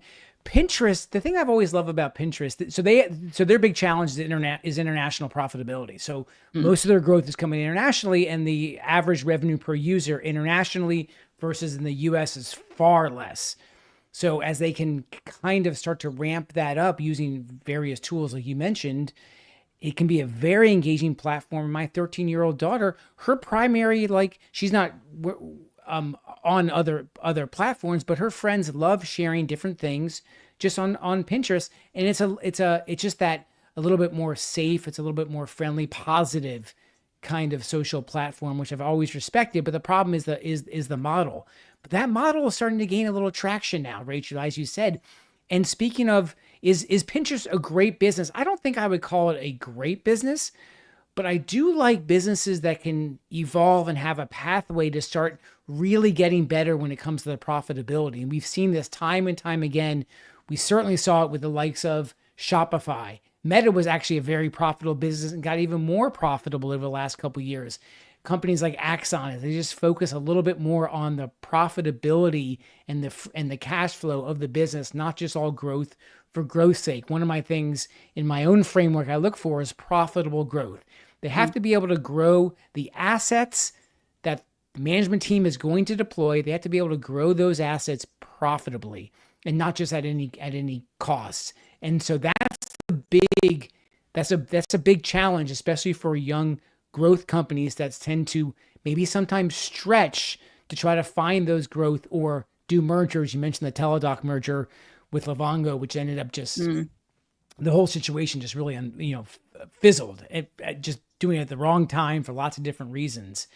You have to be able to grow profitably, and so companies that can do that. And so Pinterest, they are now starting to find a little bit more of their model, and the stock sold off. It became much more reasonably priced, and now we're starting to see that shift the other way. So I wouldn't call that one of the great businesses, but I do see them evolving. It is a very, very large platform with millions of monthly active users.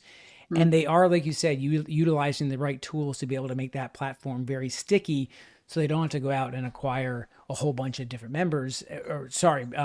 viewers and or people who are engaged with the platform, whether they're transacting or they're using it just for a showcase of different, whether they're posting or just viewing. So I do like what they're doing and how that business is evolving. Yeah, it's kind of fascinating to think about. We had a question that came in asking me about 36 minutes ago. Jimbo has a question. Rachel, do you know SciTech Bioscience? Yeah, this is one I follow a little bit. This is not one I own a position in. They're a very, very, very small market cap stock. Essentially what they do is they develop and sell tools for cell analysis. So these are called flow cytometers and reagents. And essentially these products are sold to medical researchers, scientists, clinicians, other healthcare businesses to aid in the process of advancing scientific discovery, right? So having these tools, flow cytometers, that can enable to study different diseases, to see how certain cells would react to different types of compounds and candidates that are being studied in drug discovery. So it's a kind of a fascinating concept and business. They released their preliminary 2024 revenue results in the early part of this year. This is a very small business, right? They're expecting revenue of up to 201 million. That would be just single digit year-over-year growth. They're not a profitable business at this point, and they're, as I mentioned, kind of barely reporting revenue right now. They are working to grow their revenue and expand their margins, and really their potential value proposition is to position themselves as a leader in this industry, which is flow cytometry and cell analysis. And the need is there, the use cases are there within the broader healthcare space. For me, when I look at businesses like this, because I'm regularly analyzing, these big businesses we talk about, medical device stocks, pharmaceutical stocks, biotech companies, and then you see these very small up and coming players. For me, when I'm looking at a business like this, I see the potential for the business. I see how the product could be really, really valuable to a lot of these bigger players, but I need to see that in action before I would consider for my portfolio, taking a position. So it's one I'm following a bit from afar, but I need to see some more growth and I think also just some broader and more key partnerships within the healthcare space before I would consider a position. Matt asked, Andy, would you consider Zoom a great business, but less so as a stock? I would not consider Zoom a great / fabulous business. At one point, it was on the vanguard of helping individuals connect during a very, very tumultuous time. And on the enterprise side, helping businesses kind of connect when the likes of Cisco and others just kind of forgot about that market in so many ways. And Eric Yuan came in, really revolutionized and created a way for people to connect like we really hadn't seen before. The challenge is now that market is just become a little bit more commoditized. Great businesses can operate in commoditized businesses, but they have to really be exceptionally run. And Zoom is a good business that's now facing a market that is just not evolving and changing and growing in a way that is going to, I think, make it a great business. Now, on the stock side, it could be because the valuation has fallen so dramatically for Zoom, symbol ZM. It's now become a real, profit and free cash flow story. How do they continue to grow the enterprise side? Because the person connection, Rachel, just doesn't, there's no value in there really for Zoom like we used to use during COVID. It's now really on the enterprise side, and that's a more difficult space to operate into, with lots of other platforms like Slack, now owned by Salesforce, Teams owned by Microsoft. And there's just, that's just going to be there's just not going to be the really hyper growth in there. And that's okay if the stock reflects that. Does the stock reflect that in Zoom? It does, more so than it did before. And so I think it can be probably a fine stock, but I don't think it's going to be a real market thumper over the next 5 years. There was a question that I had wanted to hit earlier that I saw that came in a day ago from Sadaf asking about any thoughts on OPK, which is for OPKO, or the growth hormone sector, saying the CEO, Philip Frost, seems to be buying stock from the open market. Is this a good sign? This is not a stock that I own. They have been dealing with some headwinds recently, primarily because they have a single product, which is called Raildy. But essentially, for anyone who doesn't know OPKO Health, they sell different diagnostic products. They're working on developing therapies for various infectious diseases and cancers, but their primary business right now is working on these development of diagnostic tests. Raildy, which is the only approved product they currently have, is actually a treatment for patients with chronic kidney disease and vitamin D insufficiency. And because this one product makes up the majority of its revenue, it's been, pretty vulnerable to broader, market fluctuations and competition. You can think of other big companies like Novavax, for example, that is a major competitor to a much smaller business like OPKO Health. There are limited range of approved products. For me, when I'm looking at these businesses, I really do like to look at a healthcare company that already has at least a diversified portfolio of a few approved products with significant market opportunity before I would take a position. With this one, their reliance on that chronic kidney disease treatment, which already has a lot of competition from some of these broader, more established players, for me, wouldn't make this a great stock for my personal portfolio. Tim had asked about ROIC. So this is return on invested capital. Is that an indicator of a quality business? The Motley Fool company metrics only include return on assets, capital, and equity. Can you comment? Sure. So I love returns on invested capital. That's really like an after-tax measurement versus the capital that's invested into the business when you back out some of the excess cash. There's lots of ways, Rachel, to evaluate effectiveness and efficiency of businesses. Return on asset is one way. Return on equity, also book value, is another way that's often used for banks and financials. And there's a question about Kinsale Capital that maybe I can get to as well too. So I think return on invested capital is a great measurement, probably the measurement when it comes to understanding efficiencies of businesses. But not all great return on invested capital businesses I would consider exceptional great businesses, because if the market opportunity and the growth side is not really there, you might have a very efficient business, but the opportunity to generate lasting and widening out returns on capital and profits for shareholders might be a little limited. So again, they can be great businesses in kind of stagnant markets, as Peter Lynch was saying. Maybe a no growth industry could be a great investment, but the stock has to really be priced that way. And sometimes I think some of these really good, exceptional return on capital businesses, meaning they generate a lot of profits for the amount of capital that's invested into the business. But if it's not really growing, the optionality of the business might be a little muted, and the investing landscape and the investor appetite for that might not be what I would consider the best opportunity to find really outstanding market beating from a stock side. So a good indication of a very efficient business and perhaps a great business, but not necessarily a guarantee? There was also a question that had come in on Privia. Larryville was asking, Rachel, do you follow Privia Health Group at all? I do follow this one. So for anyone who's not familiar, Privia Health Group, they're a national healthcare company. They primarily focus on supporting physician practices through various technological services, administrative assistance, and tools. The design is to help doctors deliver high quality care and transition to a value-based care model. So they offer services like population health, medical groups, accountable care organizations, and they also provide a network for payers and purchasers. So this is a bit different from the likes of a business like HCA Healthcare, right? Which they operate hospitals and sites of care.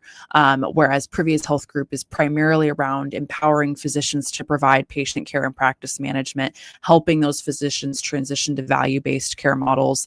They have a digital platform that's designed to help with, telehealth services and facilitate patient communication, helping patients access their care team through a patient portal and virtual clinics.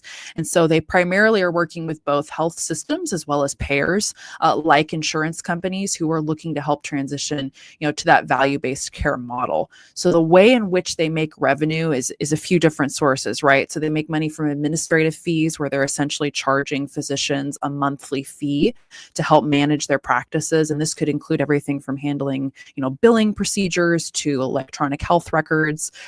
They make money from participating in value-based care arrangements with health insurers. So they will receive a share of any savings that are generated by helping improve patient health outcomes. And then they also make money from the technology platform that they provide to physicians that helps manage, patient data.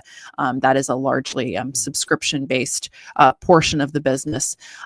This is a profitable company. Their bottom line receded a bit in the recent quarter compared to the year ago period. The revenue was about 438 million, just to give an idea of the scale of the business. They recently launched into Indiana as a new market. So this is a domestic enterprise, right? And they're very kind of slowly but surely expanding. I like the way the model works. I wonder in terms of, and I haven't had time to do a lot of studying about, the value-based care model versus some of the more traditional models that we see, to see what the adoption of this is. But I do think there is a real viable use case for these types of technologies and offerings. And so I like Privia Health. It's not one I own. It is one that I do follow pretty closely though. So I find this one interesting, and it's one I'm watching, and I'm really seeing how they expand over the coming quarters before I might make, a position in my personal portfolio. It's worth noting they're also free cash flow positive, which is something I also like to see. Rachel, Let It Ride has a question. What are the red flags for non-quality businesses that you look for? One of the things that we talked about over on David Gardner, who started our Rule Breaker service, has talked about before, is funding. Businesses that can self-sustain funding. They don't have to go outside, hat in hand, looking for money. They have a self-funding mechanism. That's a lot of challenge for small biotech companies and small pharmaceutical companies on the funding side. So one thing that I look for, not just in the pharma side, but just in general, the ability for companies to sustain their funding without having to go out and borrow a lot, or worse, issue shares at very high prices sometimes, or just issue shares in general. So one quality that I think is a flag for me is companies that can't really own their own destiny when it comes to funding the business that they need to be able to fund to be able to grow and deliver profits and revenues and profits for shareholders. So that is one red flag I have either in pharma or outside. Rachel, are there any flags that you would look at and say, not a great quality business? Yeah, I think the profitability issue is key, and there are definitely businesses I've bought that weren't yet profitable, right? We look at a lot of these software focused businesses, the ones that are prioritizing growth, and you have to also understand like what profitability metrics look like for a business in its specific industry, right? Because for example, going back to some of these software businesses, you might sometimes not see GAAP profit for a period of time, but they are cash flow positive. That's something that's encouraging as well, and can indicate where the business is going. So I think think what I look for in a quality business, there's some of these general metrics we've talked about, but I think it also goes back to having a real understanding of how the financials and fundamentals work for a business in the specific industry that you're investing in, right? And then looking at how that business measures up given those factors. Because what would be, for example, a really great growth rate for a healthcare business or a pharmaceutical business is going to look very different if you're looking at a software as a service stock or some of these AI stocks we talk about. So some of it is also, for me, understanding the industry and the business I'm investing in. It's very basic, simple, but for me, going and looking through the annual reports, looking through the quarterly reports, going and looking at the 10Ks and understanding, where they explain here's how our business model works. Here are our sources of revenue. And then understanding that as a jumping off point when I'm evaluating businesses to be like, okay, well, how do those fundamentals match up to what I'm actually seeing in practice as this company operates, within its target markets? So those are just some of the things I think about to follow up on what you said. Other things that are interesting, like customer concentration. Yeah. So Arista reports later this afternoon. I'm looking forward to seeing that that report. Meta and Microsoft are two very large clients of theirs. So customer concentration, if it's too high in certainly too high in one or two clients, but also just the industry in general, I just take note. The Trade Desk serves a lot of ad agencies. That ad agencies are a key client to the Trade Desk. If the ad agency business starts to wobble or suffer, that might end up hurting the Trade Desk. So customer concentration is not too high. It's not a deal killer by automatically, but I do start to wonder, is this really a high quality business that can't maybe diversify away into other buyers, and why is that? So that's something else that I also look at as customer concentration. We had a question that came in earlier that I think Tyler hit part of, but I'll address it so we can also clear that from the queue. Jimbo has a question, was saying, what are the prospects for Cellebrite? What do you think of their latest report? This is an interesting company that I started following a bit more recently. They're a digital intelligence company. They help provide tools for law enforcement, government agencies, as well as, I believe, private entities that work with different government players to essentially help them collect, analyze, and manage digital evidence. One of the products they're most known for is this software that can essentially, break into encrypted devices, right, and help to extract and analyze data and evidence from these encrypted devices that otherwise would maybe not be accessible, but can be instrumental in helping to investigate and solve crimes. So their tools can access data from mobile phones, computers, the cloud, open source information, and are also designed to help these clients, these law enforcement and other agency clients, to securely manage, share, and review digital evidence. So they have software licenses that they sell for digital forensics and intelligence tools. They also have some hardware that they sell and make money from, and as well as software that's designed to help with data transfer and data analysis. Subscription services are kind of unsurprisingly the lifeblood of the business at this point. That's where they make most of their revenue from these recurring subscriptions to customers. I'd be curious to hear, if you have any thoughts on this business, but they had I think a pretty fantastic 2024 report. Their revenue was up about 23% year over year. Their total revenue was about 401 million. Subscription revenue was 353 million of that total. That was a 26% year over year increase. They are still operating at a full year net loss, but they did report GAAP net income in the final quarter of the year. Another kind of figure that stood out to me was the annual recurring revenue was up 25% year over year as they closed out the final quarter. This has been an interesting business to watch as they're really expanding their digital investigative products and offerings, both within the public and the private sector. And they're seeing, I think, really strong customer retention, as well as the fact that there is a continued and extensive need for the types of products and services that they provide, both, again, in the public and the private sector. So I like this company. I think that there's a lot of opportunity for them over, the next 5, 6, 7 years. They have a cloud platform called the Cellebrite government cloud platform that just received a designation by the Federal Risk and Authorization Management Program, which is essentially a huge stage in the compliance process to provide their platform and software to U.S. federal customers specifically. So there is a lot happening with this company right now, and it's one that I find pretty intriguing. Yeah, unfortunately, the digital evidence is in such demand that Cellebrite estimates that more than 90%, and I gotta think it's close to 100% of all crimes have some kind of digital component to them these days. Yeah, and their software, as you mentioned, is a leading edge to be able to help law enforcement agencies and government agencies and some private businesses monitor and track down crimes, and that's not going away. And so they will, I can see that again from a market opportunity. I can see the demand continuing to grow. It's very similar to Axon. I shouldn't say very similar. It is similar, operates in the similar space to Axon. Axon also has an evidence base. I think Cellebrite and Axon have maybe even a little partnership together.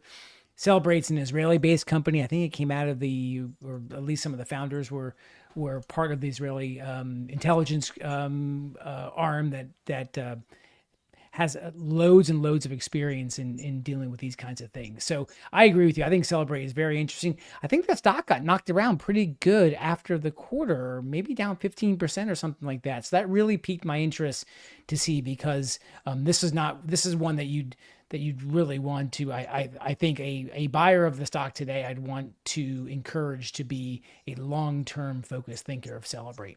CLBT is that stock symbol.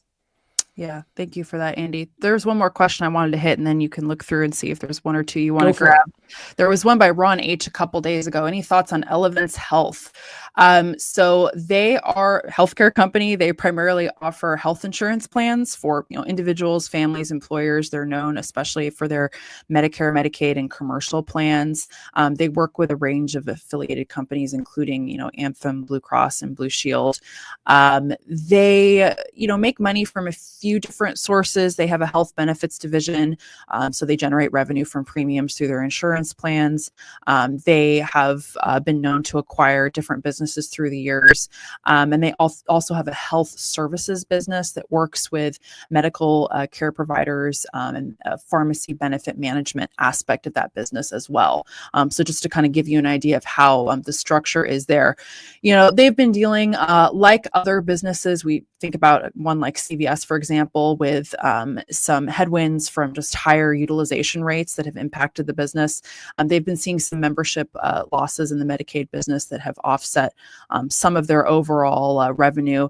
I hadn't really had a chance to properly look through their recent earnings report, but just as I'm kind of scrolling through it, here in real time, they delivered operating revenue of about $175 billion in 2024. To give you an idea of just the scale of the business, that was a 3% increase from 1 year ago. They've been benefiting from higher premium yields, specifically in their health benefits segment, and that health services segment as well, which contains their medical care providers that they work with, as well as the pharmacy benefit management business, has also been a real growth driver there. This is one of those companies that I look at, and I think, it's important to understand the type of space that Elevance Health operates in, where the competitors are. There's obviously a lot of these health insurance focused entities. I don't know that it's a space for every investor, or that aligns with perhaps everyone's, preferences or risk tolerance for their portfolio, but it's a solid company. It's again, one of those that, you look at and you're like, maybe this isn't the most exciting, but they are deeply integrated within how healthcare works within the U.S. and how these benefits are created. And again, premiums are a huge part of their business as well. Their operating cash flow was about $6 billion in 2024.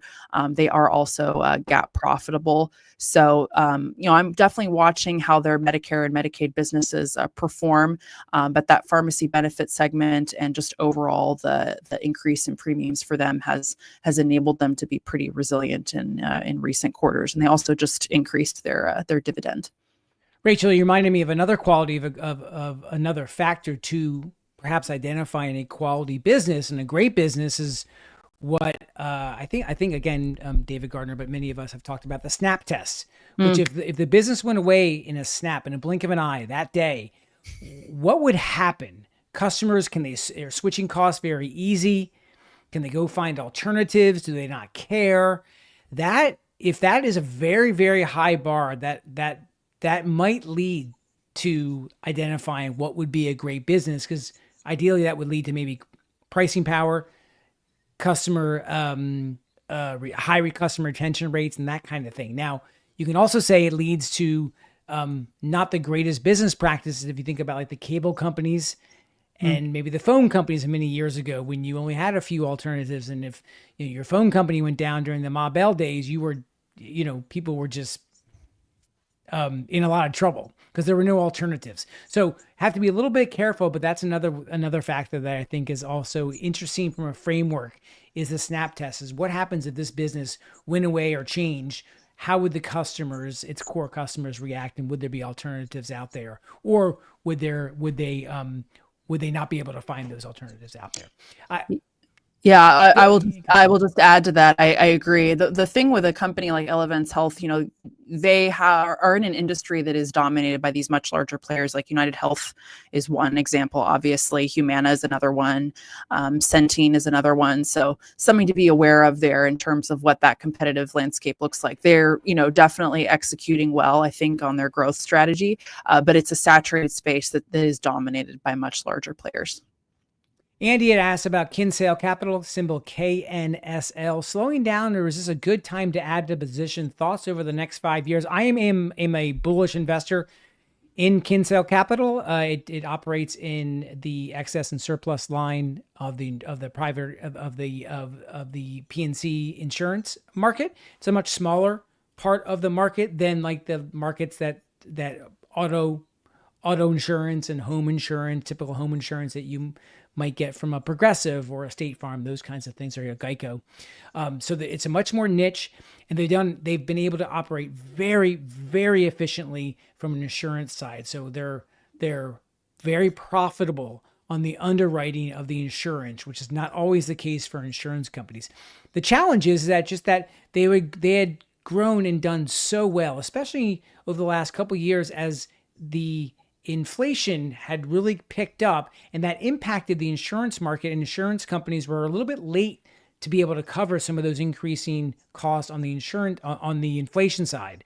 And as painful as many of us realize as we look at our insurance bills, that had started to change, and that was very profitable for the insurance companies. Well, those days are gone, and the growth now is going to be more muted at Kinsale. I think still very good, but a little bit more muted.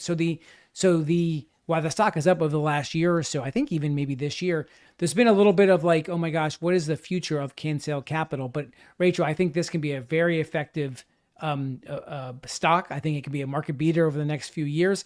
And it's a founder-led company, still relatively small. It's kind of a mid-cap company, kind of flies under the radar. But I think when this stock kind of goes on sale, it's never, from a valuation perspective, compared to other insurance companies, the cheapest apple in the barrel, but it is earned that higher multiple because of the way they run that business. There was a question that came from Hold Long and Prosper. I like that moniker. I know Exact Sciences and Gardant Health are both in the business of disease diagnosis, but how are they different, and what are their 3 to 5 year prospects? So yeah, they have some similarities, but their business is a bit different. So I'll explain that briefly. So Exact Sciences, they especially specialize in early detection and prevention of cancer. They're most known for their Cologuard screening test, which has helped design to detect colorectal cancer in its early stages. So they provide diagnostic tests as well that help oncologists select, the most appropriate option and treatments for patients. So they generate the majority of their revenue under the screening category on their financial results, a huge part of which is from Cologuard. But they also have precision oncology services. There's actually a product they have called the Oncotype DX breast cancer recurrence test. and that is a test that they offer, that they partner with different labs to offer, and they make lab service fees from these tests. So their Cologuard tests and their breast cancer recurrence risk test are the two major revenue drivers for the business, right? So Gardant Health, they make blood-based cancer detection tests. So their main product is called the Gardant 360, and they sell that actually direct to patients, but also to biopharmaceutical companies. They make money from test fees that are paid by third-party insurers as well as drug developers, because often these tests will be ordered for cancer diagnostics and treatment monitoring. And so there's a real opportunity there, not just for individual patients and healthcare providers, but also for the big biopharmaceutical companies and biotech companies that are working on the drugs and treatments that can target these diseases. So how Gardant Health makes most of their money is they sell these non-invasive liquid biopsy tests that analyze circulating tumors in a patient's blood to detect cancer mutations. So a little bit of a difference there. You've got Exact Sciences with their Cologuard test and some of their newer products, and then Gardant Health primarily focusing on liquid biopsies and working to expand into other areas. Exact Sciences has been doing fairly well recently. They I believe in the most recent quarter had a double-digit increase in their revenue. They're working on launching their next generation Cologuard Plus test. That was just recently approved by the FDA, so the next iteration of their flagship product. They're still operating at a net loss. And so that's something to note, although their EBITDA margin has been improving. With Gardant Health, they also have been doing really well with the launch of their Shield colorectal cancer screening test. So that could potentially be a competitor to Exact Sciences Cologuard test. But Gardant Health is still negative free cash flow. And they're also, they raised their revenue guidance for the full year 2024, but they're still dealing with some negative metrics there on the bottom line. One of the things to understand is, Gardant Health's customers are patients as well as healthcare teams. Exact Sciences markets to customers like individual patients, but a lot of it is working with doctors, researchers, caregivers. You can see the areas in which these businesses could really overlap over the long run, but they also have their own specific lanes of focus that I think is really key there, especially when you're looking at the liquid biopsy market versus, the colorectal cancer screening market. I think there's opportunities with both these businesses. I think the biggest factors for them moving forward over the next 5 years is one, the ability to garner approval of new tests and products. That is really key for businesses like this that are just so reliant on diagnostic tools. Also, I think it comes down to how healthcare providers and their biopharmaceutical clients continue to adopt and purchase these diagnostic tests, and what the broader kind of adoption of that space looks like. So far, there's been a lot of success that both companies have seen. And again, really just working towards improving their profitability and cash flow. That's kind of the two biggest issues I see with these businesses right now. Vion asked about Fiverr, symbol FVRR, triple stock advisor recommendation from 2022, reporting earnings tomorrow. What are you looking for? Well, I would say user base is the one thing. They got to continue to add more and more users to that platform. Fiverr is a platform that freelancers, contractors use to connect with those who need those kinds of services, and they take a fee for that. And the fee runs north of like 25%. So they take, as Tom Gardner often says, a lick of the lollipop for the services they provide. So I want to see user growth. I think users have stagnated, if not fallen, for the last quarter. So that's important. Their profitability has increased, which is nice to see. I think mostly on an adjusted basis, but I really want to see that profit curve increase. The use of AI has been actually pretty good. And I think that's one reason why the stock has reacted positively, Rachel, over the last year or so. So their use of AI, and how is that impacting usage and retention rates into the platform? And finally, other places that they might be expanding, other businesses or other services that they're adding on to the platform, or other clients that they might serve, for like nonprofits and the likes of government agencies, those kinds of things. How are they expanding their core client base that they are who are paying for their services?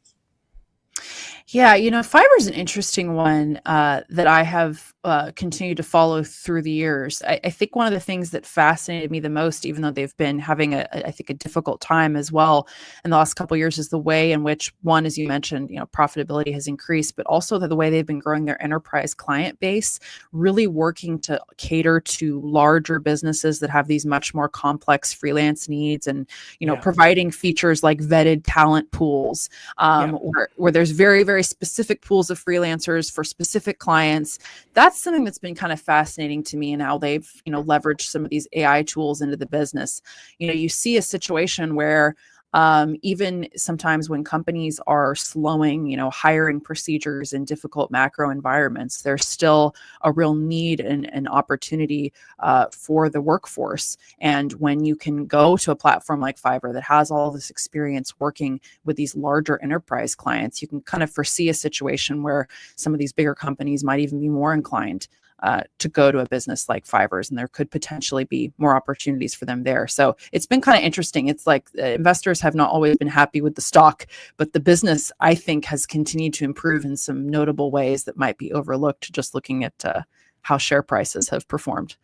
And Rachel, very much like Zoom, symbol ZM, Fiverr was a darling during the COVID period when freelance work really started to explode and workers were traveling all over the country, and we just needed a lot more flexibility. Not that we don't now, we still do. But I think it just got way ahead of itself, and then it kind of normalized and was kind of forgotten about, except for the past, year or so, when again, the business kind of picked up a little bit more rationality with the stock price, and that, the business is not gone. It's a little bit more in the slower growth phase, but they are adding different, as you mentioned, different client bases, adding different services.